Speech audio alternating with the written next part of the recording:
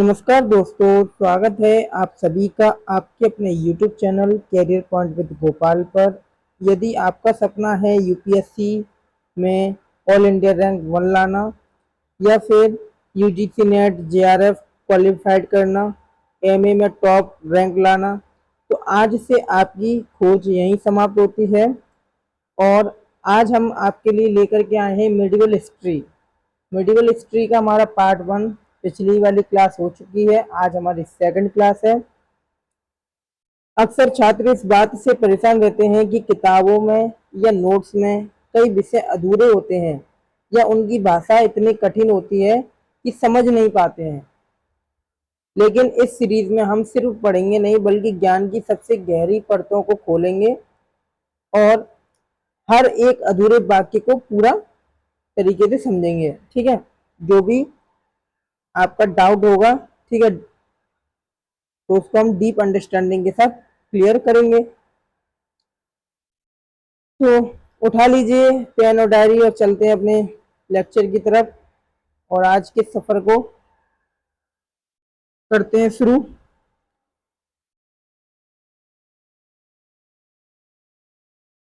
देखो, ये है मध्यकालीन भारत का इतिहास का परिदृश्य, जो कि हमने क्लास 1 में कंप्लीट करा दिया था। ये सारी स्लाइड हो चुकी हैं जो मैं आपको दिखा रहा हूँ।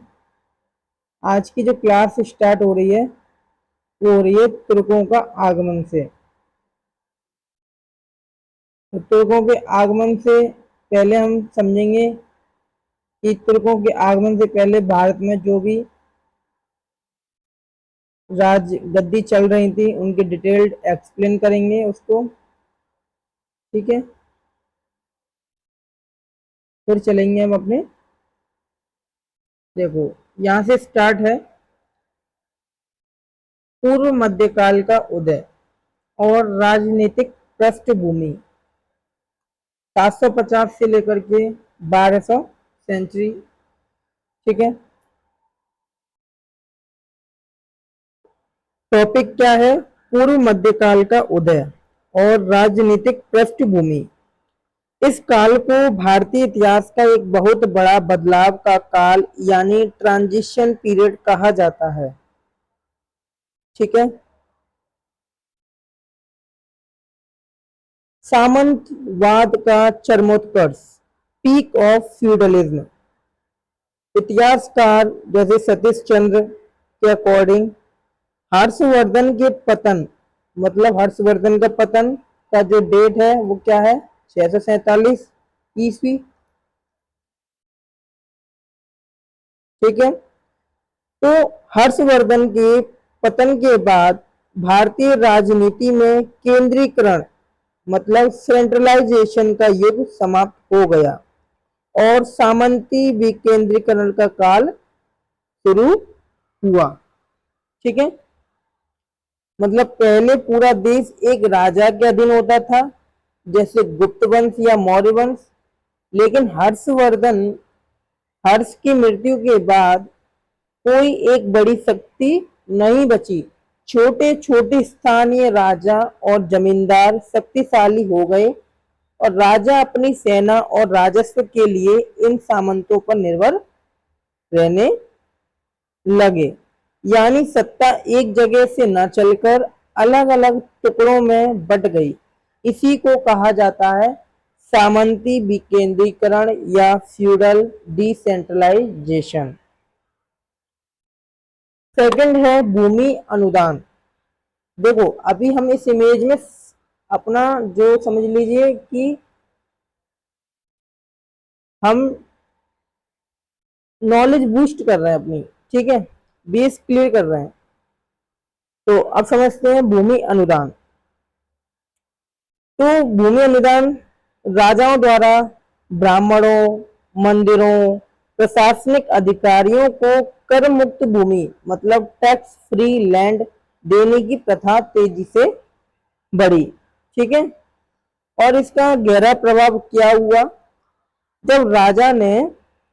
जब राजा ने अधिकारियों को नगद वेतन के बदले क्या देना शुरू किया? जमीन देना शुरू किया, तो उन जमीनों पर राजा का हक खत्म होने लगा और उन अधिकारियों को उस जमीन से न केवल कर वसूलने का अधिकार मतलब रेवेन्यू राइट्स मिला, बल्कि वहां न्याय करने का अधिकार जुडिशियल राइट भी मिल गया। ठीक है, क्या मिल गया? Revenue rights with judicial rights. परिणाम क्या हुआ? राजा कमजोर हो गया और स्थानीय सामंत जो फ्यूडल थे वो अपने अपने क्षेत्रों में छोटे राजा बन बैठे। ठीक है, कन्नौज का महत्व समझ लीजिए। Significance of Kannauj. प्राचीन काल में जो स्थान पाटलिपुत्र का था वह इस काल में कन्नौज का हो गया। तो तीसरा और सबसे रोमांच पॉइंट यही है कि कन्नौज का महत्व जो लिखा है कि प्राचीन काल में पाटलिपुत्र था वह पूर्व मध्य काल में कन्नौज का हो गया। ठीक है, मतलब जो महोदय नगर था ना प्राचीन काल में, जो स्थान पाटलिपुत्र का था वह इस काल में क्या बन गया? कन्नौज का हो गया। ये गंगा घाटी के उपजाऊ क्षेत्र और रेशम मार्ग मतलब सिल्क रूट से जुड़ने वाले व्यापारिक मार्ग के केंद्र में था, मतलब सेंटर में था। और इसी की असली वजह थी कि इसी वजह से राजनीतिक या पॉलिटिकल गेम शुरू हुआ। मतलब कन्नौज पर कब्जा करने का मतलब था कि पूरे उत्तर भारत की जो समृद्धि थी, ठीक है, उस पर कब्जा करना। और इसी वजह से तीन बड़े साम्राज्य, साम्राज्य कौन कौन से? तीन बड़े। पाल, पाल का मतलब पाल, प्रतिहारा और राष्ट्रकूट। ठीक है, पाल, प्रतिहारा एंड राष्ट्रकूट, ये तीन साम्राज्य थे जो कि कन्नौज के लिए पीछे पड़ गए थे। या फिर समझ लीजिए कि पाल, प्रतिहारा और राष्ट्रकूट के बीच लगभग 200 वर्षों तक, लगभग 200 वर्षों तक क्या हुआ? भयानक युद्ध चला, जिसे हिस्ट्री में क्या बोलते हैं? ट्रिपार्टाइट स्ट्रगल, मतलब त्रिपक्षीय संघर्ष। और इस संघर्ष ने इन तीनों शक्तियों को अंदर से क्या कर दिया? खोखला कर दिया। ठीक है, समझ में आ रहा है बात? ये काल भारतीय इतिहास में सामंती विकेंद्रीकरण और क्षेत्रीय शक्तियों के उदय का काल है। ठीक है, ये जो एरा है 750 से लेकर 1200 ईस्वी, ये कब हुआ शुरू? जब हर्षवर्धन की डेथ हो जाती है उसके बाद। ठीक है,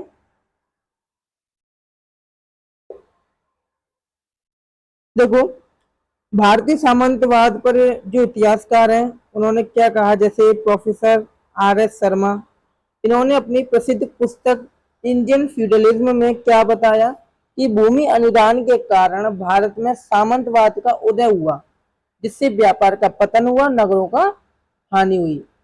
और जो DC सरकार है, DC सरकार और हरवंश मुखिया, ठीक है, ये भी अच्छे राइटर हैं। तो इनके सिद्धांत क्या है? इन्होंने ये सिद्धांत का विरोध किया। इनका मानना था कि भारतीय सामंतवाद यूरोपीय सामंतवाद जैसा बिल्कुल नहीं था, ये केवल प्रशासनिक व्यवस्था का क्या था? एक पार्ट था। और अग्रहार, अग्रहार जो है वो ये केवल ब्राह्मणों को दी जाने वाली कर मुक्ति भूमि या गांव होते थे, उनका ये कहना है अग्रहार जी का। और ब्रह्मदेव ये धार्मिक और शैक्षणिक उद्देश्यों के लिए ब्राह्मण संस्थाओं या मंदिरों को दी जाने वाली क्या थी? भूमि थी। तो अलग अलग, ठीक है, उनका राइटर का अलग अलग मत है। तो त्रिपक्षीय संघर्ष की बारीकियां समझेंगे फिर हम आगे जाकर कि इस संघर्ष की शुरुआत प्रतिहार राजा बसराज ने कैसे की। ठीक है, अंतिम रूप से इसमें गुर्जर प्रतिहारों की विजय कैसे हुई। ठीक है, कन्नौज का जो भौगोलिक महत्व था ये सिर्फ गंगा नदी के किनारे नहीं था, बल्कि ये कहाँ पर था? नॉर्दर्न ट्रेड रूट्स या फिर उत्तरापथ और दक्षिणापथ जैसे साउदर्न ट्रेड रूट को भी जोड़ने वाला क्या था? ये व्यापारिक चौराहे पर था। मतलब ये जो कन्नौज था वो सेंटर पॉइंट ऑफ, मतलब जैसे कहते हैं ना कि चारों तरफ से हरी भरी चीजें होती हैं, तो उसी तरीके से ये समृद्धि का क्या था? केंद्र था। ठीक है, चारों तरफ व्यापारी जो है व्यापार का केंद्र बन गया। ठीक है, क्योंकि गंगा नदी जो थी उसके समीप थी, उपजाऊ जमीन थी, कृषि अच्छी थी। ठीक है, और कई कारणों से कन्नौज जो है महत्व था उसका उत्तर पथ और दक्षिण पथ दोनों पर, क्योंकि उस समय ये दोनों पथ जो होते थे उसी से व्यापार चलता था। अब चलते हैं नेक्स्ट पॉइंट, उत्तर भारत का त्रिपक्षीय संघर्ष, द ट्रिपार्टाइट स्ट्रगल। कन्नौज पर नियंत्रण स्थापित करने के लिए तीन महाशक्तियों के बीच लगभग 200 वर्षों तक संघर्ष चला। जैसा कि मैंने आपको बताया कि 200 वर्षों तक संघर्ष चला था। तो इस स्ट्रगल में हुआ क्या कि कन्नौज को जीतने के लिए तीन महाशक्ति आपस में भिड़ गई थी, गुर्जर प्रतिहारा, पाल, राष्ट्रकूट। ठीक है, तो कन्नौज को जीतने के लिए तीन महाशक्ति आपस में भिड़ गई। पहली शक्ति थी गुर्जर प्रतिहारा, जो कहां पर थी, देख रहे हैं आप नक्शे में, कहां पर थी ये थी आपके पश्चिम और उत्तर भारत से, पश्चिम वेस्ट, उत्तर भारत मतलब नॉर्थ, नॉर्थ वेस्ट साइड से गुर्जर प्रतिहारा जो है अपनी जो है कन्नौज को हासिल करने के लिए युद्ध में आए थे। और पाल जो है नॉर्थ ईस्ट, पाल पूर्वी भारत और बंगाल बिहार से थे। और तीसरी जो शक्ति थी वो थी राष्ट्रकूट, राष्ट्रकूट दक्कन या कर्नाटक या महाराष्ट्र के क्षेत्र से बिलोंग करते हैं, वहीं से। ठीक है, तो ये तीन त्रिपाठी स्ट्रगल चला और इस प्रकार से गुर्जर प्रतिहारा, पाल राजवंश और राष्ट्रकूट राजवंश, ये तीनों अपने अपने स्थान से कन्नौज को हासिल करने के लिए आपस में 200 वर्षों तक संघर्ष करते रहे, या 200 वर्षों तक यह जो है संघर्ष चलता रहा। ठीक है, तो गुर्जर प्रतिहारा जो इस्लाम के द्वारपाल कहे जाते हैं, मतलब इस्लाम का द्वारपाल या प्रहरी कहा जाता है। आखिर ऐसा क्यों कहा जाता है गुर्जर प्रतिहारा को? क्योंकि 8वीं शताब्दी में जब अरब आक्रमणकारी सिंध को जीतने के बाद भारत के अंदरूनी हिस्सों जैसे राजस्थान, गुजरात और पंजाब की तरफ बढ़ रहे थे। ठीक है, आपको पता होगा, इमेज समझ में आ रही है क्योंकि हमने पहली क्लास कंप्लीट कर रखी है। तो जब राजस्थान, गुजरात और पंजाब की तरफ आगे बढ़ रहे थे अरब आक्रमणकारी, तो हुआ क्या, गुर्जर प्रतिहारा, जो गुर्जर प्रतिहार राजवंश है, उनके राजा थे नागभट्ट प्रथम। तो उन्होंने अवैध दीवार बनाकर उनको रोक दिया था। किनको रोक दिया था? जो अरब आक्रमणकारी हैं उनको। उन्होंने अरबों को खदेड़ दिया और भारत को एक बहुत बड़े विदेशी आक्रमण से क्या किया, संरक्षण मतलब सुरक्षित रखा। और इसी अदम्य से साहस के कारण इन्हें भारत का क्या कहा जाता है, रक्षक कहा जाता है या फिर द्वारपाल माना जाता है। ठीक है, और राजपूतों की उत्पत्ति अग्निकुल का सिद्धांत, ठीक है, जो कि आप देखेंगे कि तमिलनाडु बोर्ड्स की जो बुक्स है उसमें देखने को मिलेगा कि उसके अनुसार मूल रूप से अग्निकुल के राजपूत थे। ठीक है, तो इस सिद्धांत के मुताबिक जब पृथ्वी पर राक्षसों या मलेच्छों का अत्याचार बढ़ गया तो महर्षि वशिष्ठ ने राजस्थान के माउंट आबू पर्वत पर एक विशाल यज्ञ किया और उस यज्ञ की अग्नि से 4 राजपूत कुलों का उदय हुआ, जिसमें प्रतिहार, परमार, चालुक्य जिसे सोलंकी कहा जाता है और चौहान। ठीक है, कौन कौन से थे? प्रतिहार, परमार, चालुक्य और चौहान। ठीक है, चालुक्य कह लो, सोलंकी। तो इन 4 राजवंशों का क्या हुआ, उदय हुआ, कुलों का उदय हुआ। और प्रतिहारों का काम क्या था? द्वारपाल मतलब रक्षक, इसलिए उन्हें प्रतिहार यानी द्वारपाल कहा गया।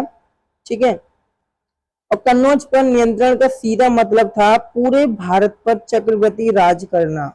और इसी चक्रवर्ती सम्राट बनने के चाहत ने तीनों शक्तियों को लगभग 200 सालों तक जो है संघर्ष में झोंक दिया। कठिन भयानक संघर्ष चला।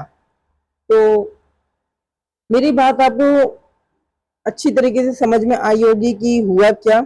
ठीक है, क्योंकि हमारा लक्ष्य एक नहीं है, हमारे लक्ष्य है 3, UPSC and UGC net and MA top rank में क्वालिफाइड करना। ओके, तो प्रतिहारों की उत्पत्ति पर इतिहासकारों का क्या मत है, इसमें भी आप समझ लेते हैं कि विदेशी उत्पत्ति का जो सिद्धांत है वो अलेक्जेंडर कनिगम और बी ए स्मिथ के अनुसार क्या कहा जाता है कि गुर्जर प्रतिहार और मध्य एशिया की खजर जनजाति से संबंधित थे। तो गुर्जर प्रतिहार थे वो किससे संबंधित थे, खजर जनजाति से संबंधित थे। ये कौन कहता है, ये कहते हैं अलेक्जेंडर कनिगम और बी ए स्मिथ के अकॉर्डिंग। ठीक है, आप याद रखना, है ना। तो ये खजर जनजाति से संबंधित थे जो हूणों के साथ भारत आए थे। जो हूण थे ना, हूण हूण आए थे भारत में, तो उनके साथ ये भारत आए थे। कौन, गुर्जर प्रतिहार। और गौरी शंकर, हीराचंद्र ओझा, सी वी वैद, इन्हें ये जो स्वदेशी वाले जो राइटर हैं, ठीक है, उनके जो पॉइंट्स हैं वो क्या बोलते हैं कि प्राचीन काल के सूर्यवंशी या चंद्रवंशी क्षत्रिय मानते हैं, है ना, इन लोगों को, गुर्जर प्रतिहारों को। तो ग्वालियर प्रशस्ति में इन्हें भगवान राम के भाई लक्ष्मण का वंशज कहा गया। लक्ष्मण जी राम जी के प्रतिहार यानी द्वारपाल थे। ठीक है, इस प्रकार से। तो कौन सा व्यू देखेंगे हम एग्जाम के कि नागवट प्रथम जो थे वो इस वंश का वास्तविक संस्थापक था। किस वंश का, गुर्जर प्रतिहार का। हम आगे चल के पढ़ेंगे। तो इसके बाद बत्सराज आए, फिर मिहिर भोज आए। ठीक है, तो वन बाई वन हम कंप्लीट करेंगे, ऐसा नहीं है कि हमें कोई स्किप करेंगे। स्टार्ट करते हैं अपनी। देखो, गुर्जर प्रतिहार के वन बाई वन हम जो है देखेंगे कि किन किन रूलरों ने शासन किया। गुर्जर प्रतिहार राजवंश, ठीक है। तो गुर्जर प्रतिहार राजवंश, देखो नागवट प्रथम जो थे, नागवट प्रथम, ये नागवट प्रथम इस वंश का वास्तविक रियल फाउंडर कहा जाता है। ग्वालियर प्रशस्ति में इसे मलेच्छों का नाशक कहा गया। ठीक है, किसको, नागवट प्रथम को। ठीक है, इस वंश के वास्तविक संस्थापक कौन है, नागवट प्रथम। और ग्वालियर का जो प्रशस्ति है उसमें इसे मलेच्छों का नाशक कहा गया। ठीक है, और वैसे तो हरिश्चंद्र जो है इस वंश के आदि पुरुष थे, संस्थापक थे। और ये एक विद्वान ब्राह्मण थे जिन्होंने बाद में क्षत्रिय धर्म अपनाया। इन्होंने गढ़ियाला शिलालेख उत्कीर्ण कराया था। और प्रतिहार साम्राज्य के वास्तविक संस्थापक, रियल फाउंडर, इन्हों को ही कहा जाता है, नागवट प्रथम। इन्होंने उमैयद खलीफा के अरब गवर्नर जुनैद और तमीम के आक्रमणों को क्या किया, कुचल दिया था। ठीक है, और ग्वालियर प्रशस्ति जो बाद में राजा मिहिर भोज द्वारा उत्कीर्ण कराई गई, उसमें नागवट प्रथम को मलेच्छों का नाशक या नारायण का अवतार कहा गया। तो ये आप पॉइंट्स को याद रखेंगे। और नागवट प्रथम के बाद आते हैं बत्सराज। बत्सराज 700, एक मिनट, बत्सराज 775 से लेके 800 या 805। ठीक है, इनका ये शासन काल है समय का। बत्सराज 775 से 800 ईस्वी तक इन्हों का जो शासन था। और इन्हों को ही प्रतिहार साम्राज्य का वास्तविक शक्तिशाली राजा माना जाता है। किसको, बत्सराज को। ठीक है, शक्तिशाली, वास्तविक फाउंडर नागवट प्रथम। और वैसे आदि पुरुष है हरिश्चंद्र, वास्तविक संस्थापक है नागवट प्रथम। और शक्तिशाली जो राजा हैं इस गुर्जर प्रतिहारा राजवंश के, वो कौन है, बत्सराज। 775 से 800, मतलब इन्होंने केवल 25 या 30 वर्ष तक का ही शासन किया है। तो इन्हीं को ही वास्तविक शक्तिशाली राजा माना जाता है। और इन्होंने ही पाल राजा धर्मपाल को हराकर त्रिपक्षीय संघर्ष की शुरुआत की थी। तो इन्होंने ही धर्मपाल को पराजित किया। ठीक है, जो धर्मपाल राजा हैं पाल राजवंश के, उनको हराकर त्रिपक्षीय संघर्ष की शुरुआत की। और फिर इनके बाद जो आते हैं वो आते हैं मिहिर भोज। तो अभी हम देखेंगे मिहिर भोज, इनका महत्व समझ लीजिए। प्रतिहार वंश की उत्पत्ति और प्रारंभिक इतिहास को समझने में सहायक है गढ़ियाला शिलालेख। ठीक है, ये जो हरिश्चंद्र के द्वारा उत्कीर्ण की गई है। ठीक है, और आप देखेंगे जुनैद और तमीम जब आए थे अरब आक्रमणकारी, तो इन्होंने ही क्या किया, नागवट प्रथम ने उनको खदेड़ दिया था, कुचल दिया था। और प्रारंभिक राजधानी क्या थी, भीनमाल या जालौर। भीमनाल जो कि राजस्थान में पड़ती है, तो ये क्या थी, राजधानी थी उनके शासनकाल में। बत्सराज कन्नौज की इंदिरा युद्ध को हराया, पाल राजा धर्मपाल को हराया, ठीक है, और राष्ट्रकूट राजा ध्रुव से पराजित हुए, ठीक है। एक में हार हुई और दो में जीत हुई। कौन कौन सी में जीत हुई? कन्नौज की इंदिरा युद्ध को हराया, और पाल राजा जो त्रिपक्षीय संघर्ष चल रहा था, तो राज जो पाल राजवंश के राजा धर्मपाल थे उनको इन्होंने हरा दिया था, ठीक है। तो चलते अपने नेक्स्ट रूलर की तरफ। देखो इसमें तो डिटेल्ड है, वैसे तो यदि आप इन दोनों को स्किप भी कर सकते हैं, पर नहीं, हम तो एक्सप्लेन करेंगे क्योंकि कंटेंट में दिया हुआ है, ठीक है। तो समझ लेते हैं नागवट द्वितीय। बत्सराज के बाद कौन आते हैं? नागवट सेकंड। पहले हरिश्चंद्र, फिर कौन आते हैं? फिर आते हैं नागवट प्रथम, फिर कौन आते हैं? बत्सराज, फिर आते हैं नागवट सेकंड, 805 से लेकर 833, ठीक है। इसने कन्नौज के शासक चक्रा युद्ध को हराकर कन्नौज को प्रतिहारों की स्थायी राजधानी बनाया, और इसने पाल शासक धर्मपाल को मुंगेर के युद्ध में पुनः पराजित किया। देखो नागवट सॉरी बत्सराज ने तो धर्मपाल को हरा ही दिया था जब संघर्ष चल रहा था, ठीक है, त्रि संघर्ष चल रहा था तीनों के द्वारा, उसमें पाल राजवंश के धर्मपाल को हराया। लेकिन पुनः धर्मपाल हारे, किन से हारे? नागवट सेकंड से। किस युद्ध में हारे? मुंगेर के युद्ध में। तो आप याद रखना, आ सकता है एग्जाम में, मुंगेर के युद्ध में किन्होंने हराया? नागवट सेकंड ने। किन को हराया? राजा धर्मपाल पाल राजवंश के। और राष्ट्रकूट गोविंद तृतीय से ये पराजित हुए, ठीक है। जो नागवट सेकंड है ना, वो राष्ट्रकूट जो शासक थे गोविंद तृतीय, उनसे ये हार गए थे। कौन? नागवट सेकंड। अंत में गंगा नदी में जल समाधि ले ली, ठीक है। तो ये दिया है कन्नौज का विजय, मुंगेर का युद्ध, और एक से इन्होंने हार हुई जो कि है राष्ट्रकूट के शासक गोविंद थर्ड, उनसे ये पराजित हो गए, और अंतिम समय में इन्होंने गंगा नदी में जल समाधि ले ली। नाम क्या पड़ता है? नागवट सेकंड। तो मैंने आपको क्या समझाया? मैंने यही समझाया है कि जो त्रिपक्षीय संघर्ष चल रहा था, तो उसमें नागवट सेकंड का नाम स्वर्णिम अक्षरों में लिखा जाता है, ठीक है। इन्होंने ही कन्नौज के शासक चक्रा युद्ध को हराया था। कन्नौज के शासक थे चक्रा युद्ध, उन्हों को हराया था किनने? नागवट सेकंड ने। तो नागवट सेकंड जो थे, उन्होंने कन्नौज के शासक चक्रयुद्ध को हराकर कन्नौज को ही प्रतिहारों की क्या बना दी? परमानेंट राजधानी बना दी, या बना दी, ठीक है। और इसके अलावा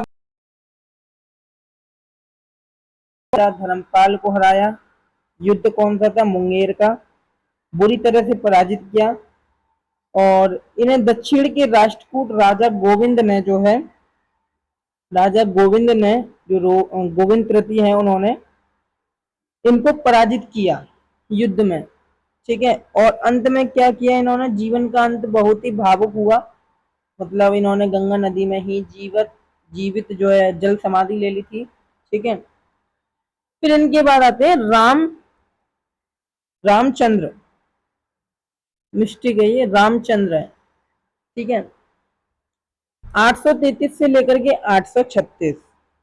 तो नागवट सेकंड के बाद उनका पुत्र आता है रामचंद्र। रामचंद्र, ठीक है, ये सही कर लेना। रामचंद्र किनके बाद आते हैं? नागवट सेकंड, क्योंकि उनके पुत्र थे। तो कौन आते हैं? रामचंद्र आते हैं, गद्दी पर बैठते हैं। लेकिन ये कमजोर शासक था। इसके केवल 3 साल के छोटे से शासनकाल में ही प्रतिहार साम्राज्य का विघटन या फिर डिक्लाइन होना शुरू हुआ, और सामंत जो है स्वतंत्र होने लगे। मतलब जो फ्यूडलिज्म था वो शुरुआत होने लगा, सामंत स्वतंत्र होने लगे, मतलब फ्रीडम होने लगे।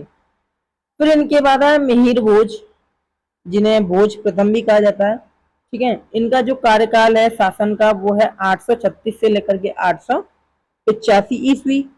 तो प्रतिहार सत्ता का इसे स्वर्ण काल कहा जाता है। ठीक है। रामचंद्र की कमजोरी के बाद भारत के इतिहास में उदय होता है सम्राट मिहिर भोज का, और इतिहासकार सतीश चंद्र जैसे कहते हैं कि मिहिर भोज के समय प्रतिहार सत्ता अपने स्वर्ण काल पर थी। ठीक है। इनके पास भारत की सबसे बेहतरीन और सर्वश्रेष्ठ कैवलरी थी, मतलब घुड़सवार सेना थी, जिसके लिए वे मध्य एशिया और अरब से बेहतरीन नस्ल के घोड़े आयात करते थे, इंपोर्ट करते थे। ठीक है। और इनके समय में ही विदेशी यात्री सुलेमान का क्या कहना है कि 851 इन्हीं के कार्यकाल में आए थे वो। भारत जब आए थे अरब यात्री, नाम है सुलेमान, तो इन्होंने मिहिर भोज के बारे में दो बात लिखी जो हर परीक्षा में पूछी जाती हैं। ठीक है।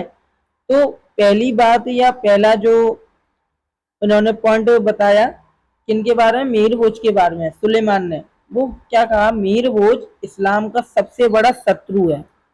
जो मिहिर भोज है वो इस्लाम का सबसे बड़ा शत्रु है, क्योंकि वे अरब आक्रमणकारियों को भारत की सीमा में घुसने भी नहीं देते। ठीक है, देते थे। सेकंड पॉइंट क्या कहा सुलेमान ने, वे एक बहुत ही न्यायप्रिय और शक्तिशाली राजा हैं जिनके राज्य में चोरी डकैती बिल्कुल नहीं होती थी। तो ये दो पॉइंट हैं जो कि परीक्षा में कभी कभी पूछ लिया जाता है कि सुलेमान ने मिहिर भोज के अंतर्गत क्या लिखा या क्या बातें कही। तो ये दो बात हैं, आपको याद रखनी है, कभी भी पूछा जा सकता है। तो भारत की सर्वश्रेष्ठ घुड़सवार सेना इन्हीं के समय में थी। ये वैष्णव धर्म का कड़ा अनुयायी था। इसने आदिवराह और प्रवास की उपाधि धारण की। ठीक है, इसको याद रखना। और इसके द्वारा जारी चांदी के सिक्कों को ड्रम कहा जाता था, जिस पर 12 अवतार की आकृति अंकित होती थी। तो मिहिर भोज भगवान विष्णु के परम भक्त थे, जिन्होंने आदिवराह प्रवास जैसी जो महान उपाधि थी, टाइटल थे, वो ग्रहण की थी, अडॉप्ट किया। फिर अपने चांदी के सिक्कों पर इन्होंने आदिवराह, जिसे 12 अवतार कहते हैं, उसकी आकृति अंकित कराई। और इन अंकित आकृति को या इस अंकित सिक्कों को द्रम कहा जाता था। ठीक है, द्रम। तो ये जो इमेज आपने देखी और समझा कि स्लाइड में जो अच्छी तरीके से लिखा हुआ है, आपको डीप अंडरस्टैंडिंग हुई हुई हर शासक की कि क्या उनके शासनकाल में हुआ, है ना, किन्होंने किसको हराया, फिर कौन किन से हारा। ठीक है, तो अब चलते अपने नेक्स्ट। अच्छा ये भी है, हाँ ये तो हमने आपको बता दिया। अरब यात्री सुलेमान आए थे और भोज को इस्लाम का सबसे बड़ा शत्रु कहा, शक्तिशाली सेना का स्वामी बताया इन्हों को। ठीक है, भोज की प्रमुख विशेषताएं, शक्तिशाली घुड़सवार सेना, अरब आक्रमणकारियों का मुख्य प्रतिरोध, कला धर्म प्रशासन का महान संरक्षक, प्रतिहार साम्राज्यों की चरम पर पहुंचाया इन्होंने। अब चलते नेक्स्ट, मिहिर भोज के बाद आते हैं महेंद्रपाल प्रथम। ठीक है, तो मैंने एक भी रूलर को स्किप नहीं किया है, मैंने कंटिन्यू वन बाई वन एक एक जो है, जो भी रूलर है उनको एक्सप्लेन करके इमेज या स्लाइड में इंक्लूड किया है। आप बीच में स्किप करके ना जाएं। ठीक है, समझने का प्रयास किए करें कि हुआ क्या है। इसके समय साम्राज्य का विस्तार मगध और उत्तरी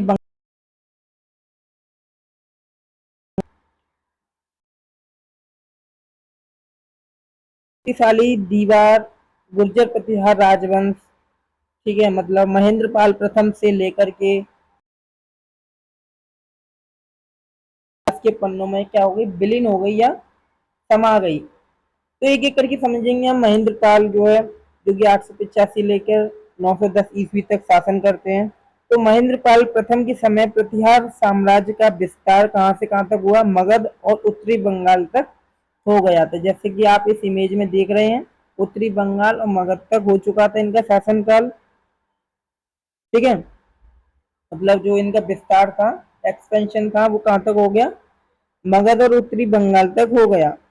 लेकिन इनके काल की सबसे बड़ी विशेषता थी कला और साहित्य, आर्ट एंड लिटरेचर। इनके दरबार में भारत के सबसे महान संस्कृत विद्वान और कवि कौन थे, राजशेखर। आप याद रखना, राजशेखर। राजशेखर ने कई कालजयी रचना की, जैसे कर्पूर मंजरी, जो प्राकृतिक भाषा में प्रसिद्ध नाटक है, काव्य मीमांसा, बाल रामायण, ठीक है, बाल रामायण हो गया, बाल भारत हो गया, बुद्ध साल मंजिका, प्रपंड प्रपंच पांडव, ये सभी रचनाएं जो हैं वो अक्सर यूपीएससी हो गया, नेट हो गया, इन परीक्षाओं में पूछा जा सकता है। ठीक है, अब हम इनके बाद 912 से लेकर है, ठीक है, शासन है, और पतन की शुरुआत और अल मसूदी का आगमन, ठीक है, इनके शासनकाल में हुआ। तो महिपाल प्रथम के समय प्रतिहार साम्राज्य को दो बड़े झटके लगे। झटके कौन कौन से थे? पहला झटका था दक्षिण के राष्ट्रकूट राजा इंद्र तृतीय ने दिया। जो राष्ट्रकूट राजा थे इंद्र तृतीय, ठीक है, उन्होंने दिया पहला झटका। तो जो प्रतिहार साम्राज्य के जो शासक थे महिपाल प्रथम, उनको तो इंद्र तृतीय ने दिया क्या झटका, वो समझिए। कन्नौज पर आक्रमण किया इन्होंने, इंद्र तृतीय ने, और आक्रमण करके वैभवशाली जो नगर था उसको पूरी तरह से उजाड़ दिया था, कन्नौज, ठीक है, कन्नौज को। ये एक तो पहला झटका था किनके शासनकाल में? महिपाल प्रथम के शासनकाल में इंद्र तृतीय, जो कि राष्ट्रकूट के सम्राट थे या फिर उसके शासक थे, ठीक है, तो उन्होंने जो है कन्नौज को क्या किया? आक्रमण किया और बुरी तरह से जो है उजाड़ दिया मतलब। और दूसरा सबसे महत्वपूर्ण था विदेशी विवरण का, मतलब इसी के समय 915 से 916 के बीच में जो है अल मसूदी आए भारत, और उसने प्रतिहार राजा को बोरा, उनके राज्य को अल जुजर कहा था। मतलब जो अल मसूदी आए थे भारत, उनके शासनकाल में 915 से 916 के बीच में, तो इन्होंने जो है क्या कहा? राजा को बोरा कहा, ठीक है, बोरा, ठीक है। तो ये है इसका मतलब, दो झटके इस प्रकार से लगे हैं। और इसके बाद आते हैं राज्यपाल। 990 से 1019 ईस्वी तक इनका कार्यकाल रहा शासन का। तो इतिहास का सबसे दुखद मोड़ तब आता है जब 1018 ईस्वी में महमूद गजनी जो कन्नौज पर आक्रमण करने आते हैं, ठीक है, आप समझ रहे हैं, देख रहे हैं। तो ये सबसे बड़ा और दुखद समय था इनके लिए, राज्यपाल के लिए। तो राजा राज्यपाल गजनी का सामना करने के बजाय डरकर युद्ध का मैदान छोड़कर ही भाग गए, ठीक है। बताओ कैसे राज्यपाल हैं ये? मतलब कोई विदेशी अरब आया है आक्रमण या फिर किसी और इरादे से, तो वो बिना युद्ध के डरकर ही भाग गए, ठीक है, मैदान छोड़कर ही भाग गए। इस कायरता से नाराज होकर बुंदेलखंड के चंदेल वंश के जो प्रतापी राजा विद्याधर, ठीक है, तो विद्याधर ने राज्यपाल पर आक्रमण कर दिया। मतलब मेरा कहने का मतलब समझो, जब ये राज्यपाल भाग गए तो हुआ क्या? जो बुंदेलखंड के शासक थे चंदेल वंश के राजा विद्याधर, तो इन्होंने विद्याधर ने राज्यपाल पर आक्रमण किया और उसकी हत्या कर दी। क्यों किया? क्योंकि भारतीय राजा का आक्रमणकारी के सामने भाग जाना राष्ट्र के लिए क्या था? एक कलंक माना जाता था उस टाइम, ठीक है। फिर इनके तुरंत बाद आए यशपाल। प्रतिहार वंश का इस प्रकार अंत हुआ। तो इस राजवंश का सबसे अंतिम शासक कौन था? यशपाल था। और उसकी मृत्यु के बाद कन्नौज पर गुर्जर प्रतिहार की सत्ता पूरी तरह समाप्त हो गई और वहां एक नया राजवंश उभर कर आया जिसे कहा जाता है गढ़वाल वंश। क्या कहा जाता है? गढ़वाल वंश। गुर्जर प्रतिहार राजवंश के बाद कौन सा आ गया? यशपाल के बाद गढ़वाल वंश का जो है उदय होने या उभरने लग गया, ठीक है। तो ये आपको स्लाइड मेरी अच्छी तरह से बिल्कुल समझ में आ गई होगी, ठीक है। ये डीप अंडरस्टैंडिंग के साथ मैंने आपको क्रिएट करके दी है, इसको आप समझिएगा। अब चलते हैं नेक्स्ट। गुर्जर प्रतिहार समझ लिया हमने, अब समझेंगे हम पाल राजवंश के बारे में। तो पाल राजवंश के बारे में समझने से पहले कुछ तथ्यों को समझिए। तथ्य क्या है? तथ्य ये है कि उनकी विशेषता हम पढ़ेंगे सबसे पहले। मतलब जो पाल राजवंश है तो उनके जो शासक थे, राजा थे, उनकी ऐतिहासिक हिस्टोरिकल जो सिग्निफिकेंस है उसको इतिहास में किस प्रकार हम पढ़ेंगे ये है। ठीक है, तो पाल शासक कौन थे? बौद्ध धर्म के महायान और वज्रयान संप्रदाय के क्या थे? अंतिम महान राज के संरक्षक थे। कौन भाई? कौन? पाल शासक।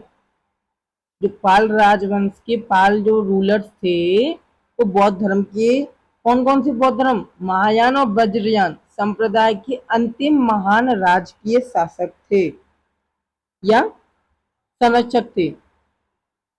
संरक्षक शासक थे, ठीक है। और इन्होंने ही तिब्बत और दक्षिण पूर्व एशिया जैसे कि इंडोनेशिया, ठीक है, इंडोनेशिया, तिब्बत, ठीक है, दक्षिण पूर्व एशिया जैसे जावा, सुमात्रा, तो इन्होंने तिब्बत और दक्षिण पूर्व एशिया के साथ क्या किया? भारत के व्यापारिक और सांस्कृतिक संबंधों को एक नई ऊंचाई पर पहुंचाया। ठीक है, तो जो पाल राजवंश है इसके वास्तविक या फाउंडर कौन है भाई? पाल वंश का संस्थापक नाम है गोपाल। 750 से लेकर 770 ईस्वी तक इनका शासन रहा और इनके राजा बनने की कहानी भारतीय इतिहास की सबसे बड़ी अनोखी राजनीतिक घटनाओं में से एक है। तो सबसे पहले हम समझेंगे कि जो है मत्स्य न्याय का अंत कैसे हुआ, क्योंकि इसके बाद ही हम समझ सकेंगे कि कैसे कैसे जो है इस राजवंश का उदय हुआ। समझने का प्रयास कीजिए कि मत्स्य न्याय इसका अर्थ क्या होता है। जैसे समंदर में एक बड़ी मछली छोटी मछली को खा जाती है, ठीक वैसे ही जब किसी राज्य में कोई राजा नहीं होता तो शक्तिशाली लोग क्या करते हैं? कमजोरों को दबा देते हैं या उनका शोषण कर लेते हैं। तो शशांक मतलब शशांक की मृत्यु के बाद लगभग 100 साल तक बंगाल में यही अराजकता फैली हुई थी। ठीक है, तो जनता द्वारा चुना गया राजा बन गया कौन? गोपाल। और गोपाल जो है बन गया शासक। और इस भयंकर अराजकता या मत्स्य न्याय को समाप्त करने के लिए बंगाल की जनता और वहां के स्थानीय सामंतों ने मिलकर एक ऐतिहासिक कदम उठाया। वो कदम ये था कि आपस में न लड़कर गोपाल को लोकतांत्रिक तरीके से अपना राजा चुन लिया या बना दिया।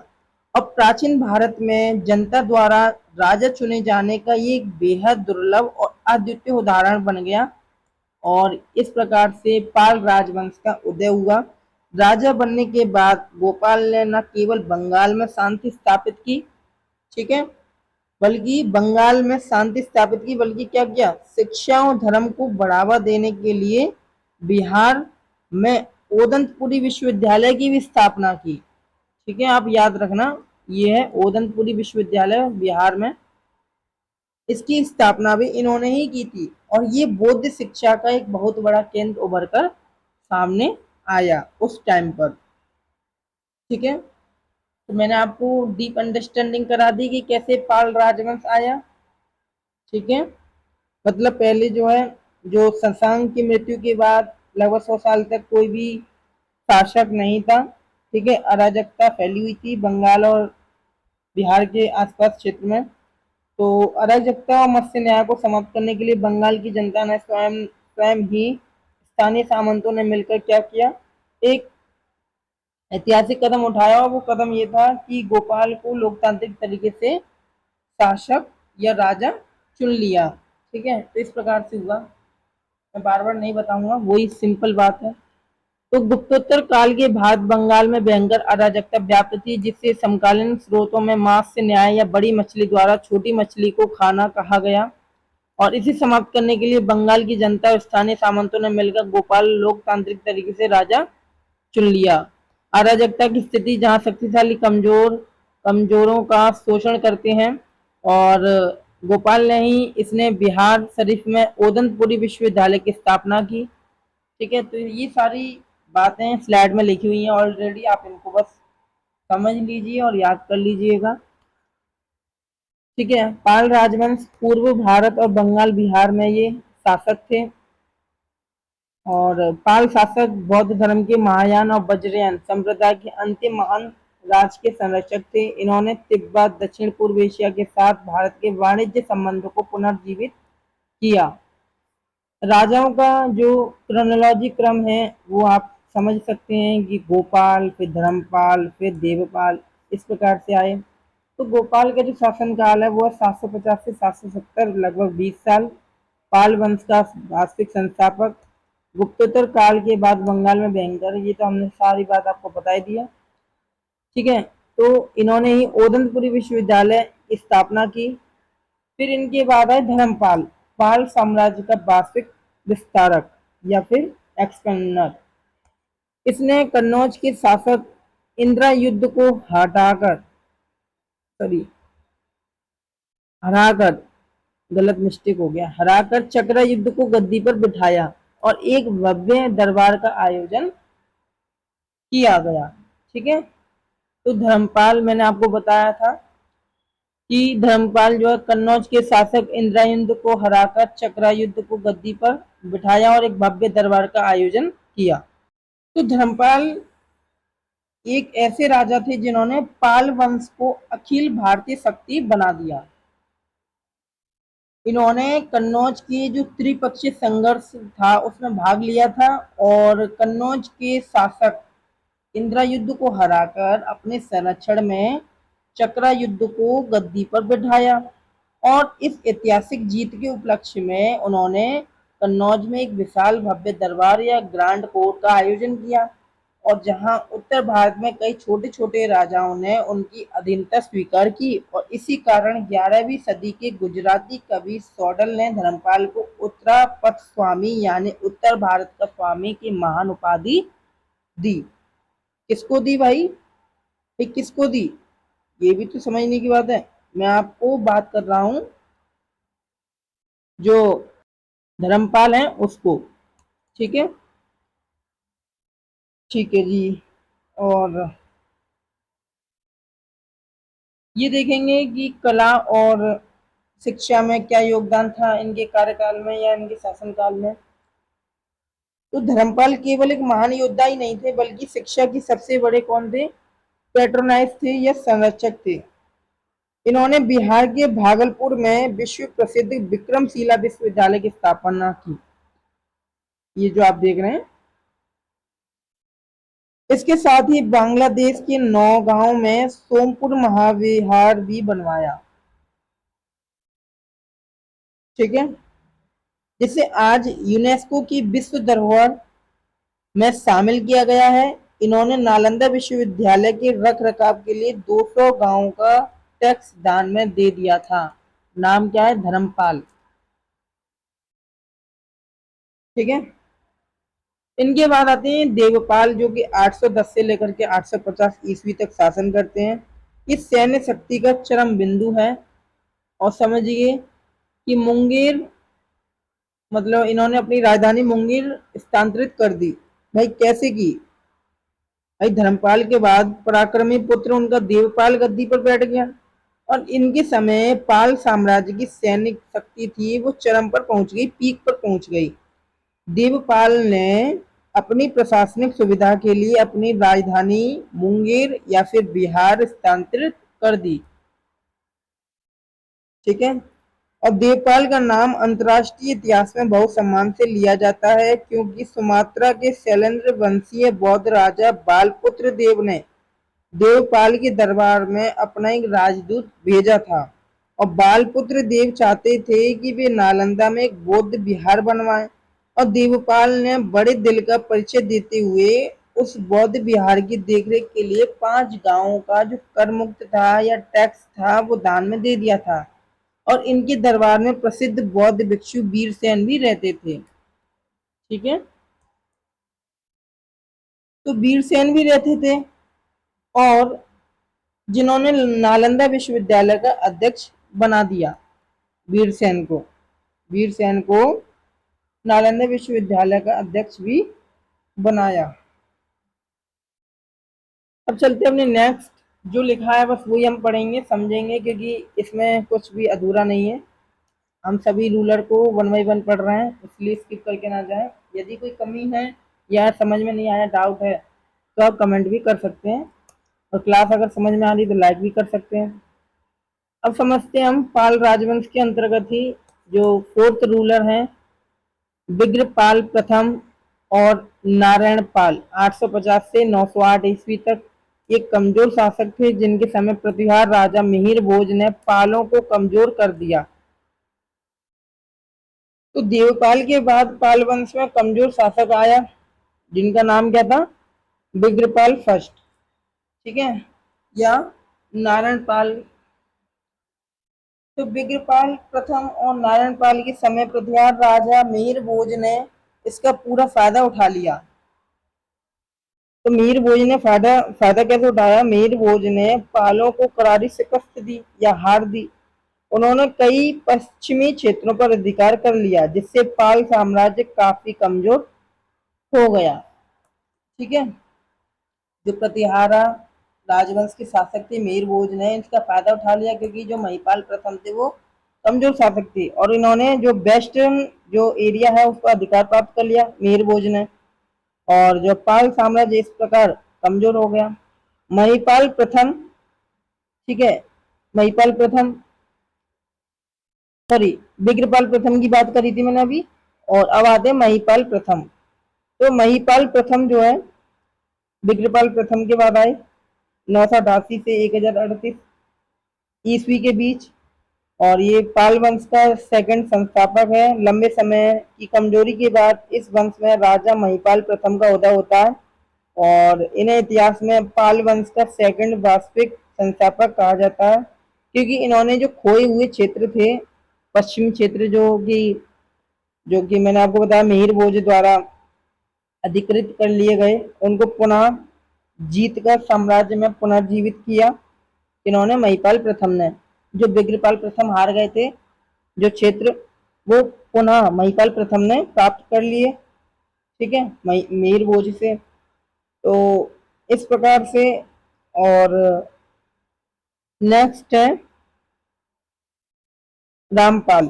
अच्छा, और भी जानकारी ले लेते हैं, जैसे कि जो राजेंद्र चोल का गंगा अभियान है, इन्हीं के समय दक्षिण भारत के चोल वंश के सबसे जो प्रतापी राजा थे राजेंद्र प्रथम या राजेंद्र चोल, तो उन्होंने बंगाल पर अपना प्रसिद्ध गंगा अभियान चलाया इन्हीं के शासनकाल के समय, और महिपाल प्रथम को पराजित किया उसमें।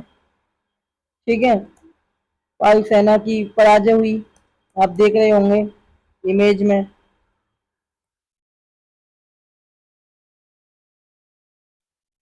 तो इस जीत की खुशी में राजेंद्र चोल ने दक्षिण में गंगे कोंड चोलपुरम नामक नई राजधानी बसाई, और इसी काल में प्रसिद्ध बौद्ध भिक्षु अतिश दीपंकर बौद्ध धर्म के प्रचार के लिए तिब्बत की यात्रा पर गए थे। अच्छा, मेरपाल प्रथम के बाद आते हैं रामपाल।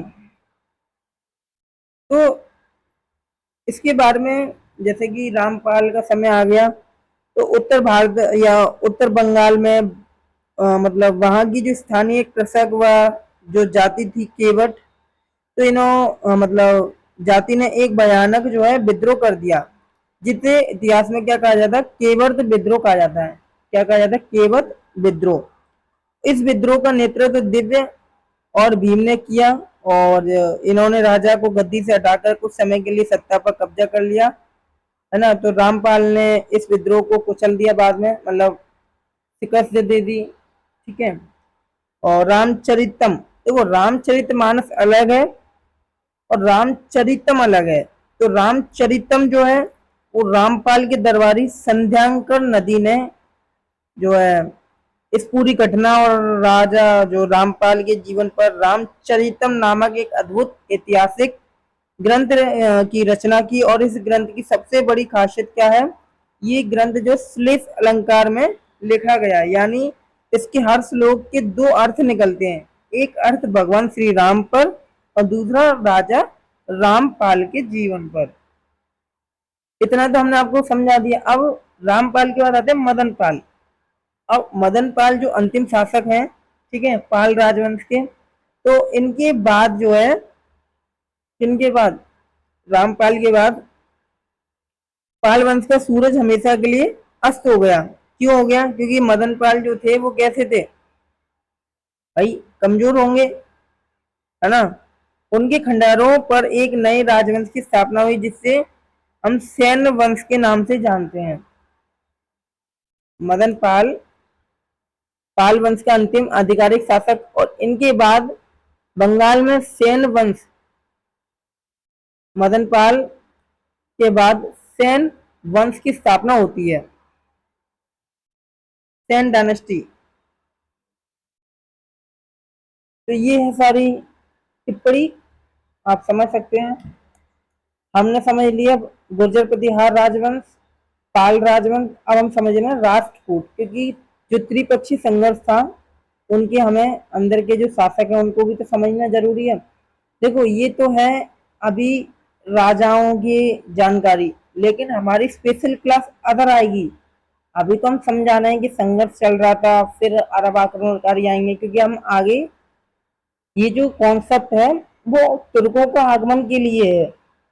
लेकिन हम अभी पढ़ा इसलिए रहे हैं क्योंकि इससे क्या होगा, आपकी जो बेस है वो क्लियर हो जाएगा, और बेस क्लियर हो जाएगा तो आगे जो हम लेक्चर स्पेसिफिक लाएंगे हर रूल मतलब जो डायनेस्टी है उनके लिए आप डीप अंडरस्टैंडिंग कर पाओगे। ठीक है, ये भी तुर्कों का आगमन चलाएंगे, उसके लिए हम थोड़ा बेस क्लियर कर रहे हैं कि कौन कौन से शासक आए, इन्होंने कैसे कैसे मतलब आंतरिक जो संघर्ष चल रहे थे उसका फायदा उठाकर जो है अरब जो आए थे आक्रमण करने। ठीक है, तो इस प्रकार से मैं आपको समझाने का प्रयास कर रहा हूँ। तो राष्ट्रकूट के बारे में समझेंगे अब हम। राष्ट्रकूट कला के महान कौन थे? संरक्षक होने के साथ साथ धार्मिक रूप से अत्यंत संयम थे, मतलब टॉलरेंट थे। इन्होंने अपने राज्य में मुस्लिम व्यापारियों को बसने और व्यापार करने, मस्जिदों के निर्माण की स्वतंत्रता दे दी थी। एक मिनट, जिससे उनका पश्चिमी देशों से व्यापार बढ़ गया, जो वेस्टर्न कंट्री थी उनसे। धार्मिक संहिता के प्रमाण जैसे मुस्लिम व्यापारियों को बसने की स्वतंत्रता, व्यापार करने की पूर्ण स्वतंत्रता, मस्जिद का निर्माण करने की स्वतंत्रता। ठीक है, तो राष्ट्रकूट इस प्रकार से जो है पश्चिमी देशों से व्यापार में वृद्धि हुई। और राजाओं का देखेंगे क्रम, सबसे पहले दंती दुर्ग 735 से 756 ईस्वी तक दंती दुर्ग जो कि वास्तविक संस्थापक बनकर आए। बादामी के चालुक्य राजा कीर्ति वर्मन द्वितीय को हराकर स्वतंत्र राज्य की स्थापना की। जो बादामी के चालुक्य राजा थे, राजा कीर्ति वर्मन सेकंड को हराकर स्वतंत्र राज्य की स्थापना की, जिनका नाम क्या है? दंती दुर्ग। दंती दुर्ग ने बादामी के चालुक्य कीर्ति वर्मन को हराकर स्वतंत्र राज्य की स्थापना की और राजधानी बनाई मान्यखेट, गुलबर्गा कर्नाटक में जो है मान्यखेट, उसको अपनी राजधानी बनाई। और इसने उज्जैनी को जीतकर वहां हिरण्यगर्भ या महादरान यज्ञ किया, जिससे प्रतिहार राजा ने उसकी प्रतिहार की भूमिका निभाई। ठीक है, कुल मिलाकर ये मेरा कहने का कि राष्ट्रकूट जो राजा थे उनकी जो पॉलिसी थी या उनके इतिहास में जो अलग अलग सिग्निफिकेंस कह लो या विशेषता कह लो वो क्या थी, ये जो कला वास्तुकला के संरक्षक थे, जैसे एलोरा का प्रसिद्ध कैलाश मंदिर, एलोरा का कैलाश मंदिर इनकी क्या है?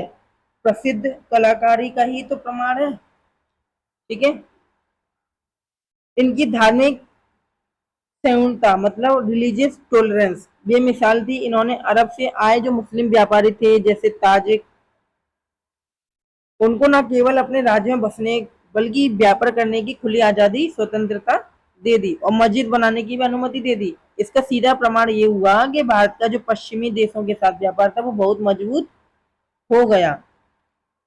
अब पहले तो हम ये समझेंगे, हमने आपको ये तो बता दिया कि दंती दुर्ग किस प्रकार से कीर्ति वर्मन सेकंड को हरा करके स्वतंत्र राज्य की स्थापना की या फिर अपना जो राष्ट्रकूट वंश है उसकी स्थापना की। तो इसको हम पहले समझने का प्रयास करेंगे कि दंती दुर्ग ने शुरुआत में सामंत के रूप में काम किया लेकिन अपनी शक्ति बढ़ाकर उन्होंने बादामी की जो अंतिम चालुक्य राजा कीर्तिवर्मन सेकंड थे उनको युद्ध में बुरी तरह पराजित किया, और इस प्रकार इन्होंने चालुक्यों की सदियों पुरानी जो सत्ता थी उसको उखाड़ फेंक कर एक अपनी राष्ट्रकूट साम्राज्य की नींव रख दी।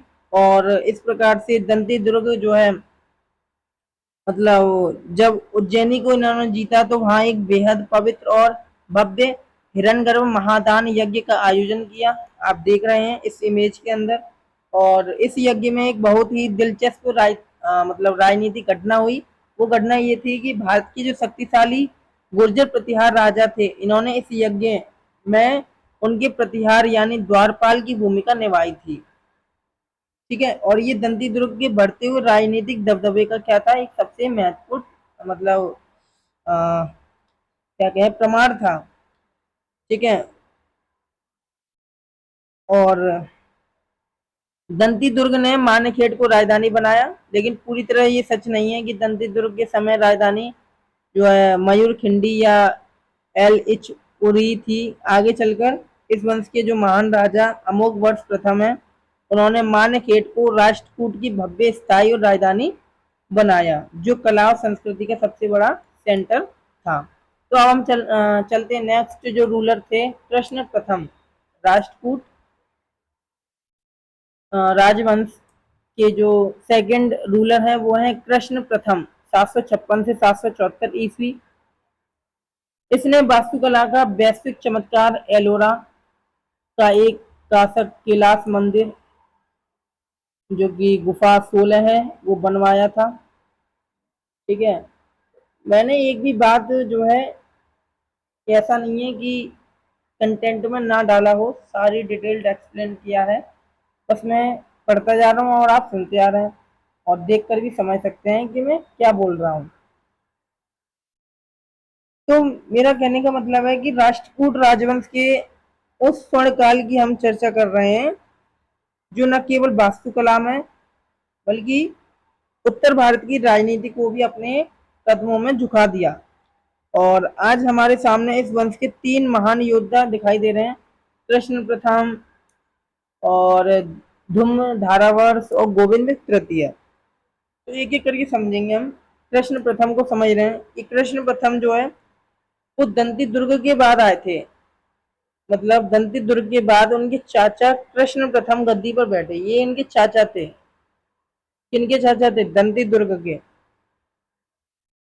दंती दुर्ग के बाद उनके चाचा कृष्ण प्रथम गद्दी पर बैठे, और इनका नाम इतिहास में एक अमर कृति के लिए याद किया जाता है। मतलब एलोरा का जो प्रसिद्ध कैलाश मंदिर है वो इन्हों के शासन काल में ही बना है।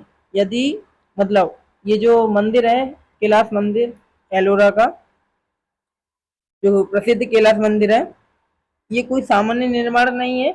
इसे नीचे से ऊपर की तरफ ईंट पत्थर जोड़कर नहीं बनाया गया, बल्कि एक ही विशाल ठोस पहाड़ या चट्टान, मतलब जो मोनोलिथिक रॉक है, उसको ऊपर से नीचे की ओर काट कर तराशा गया है।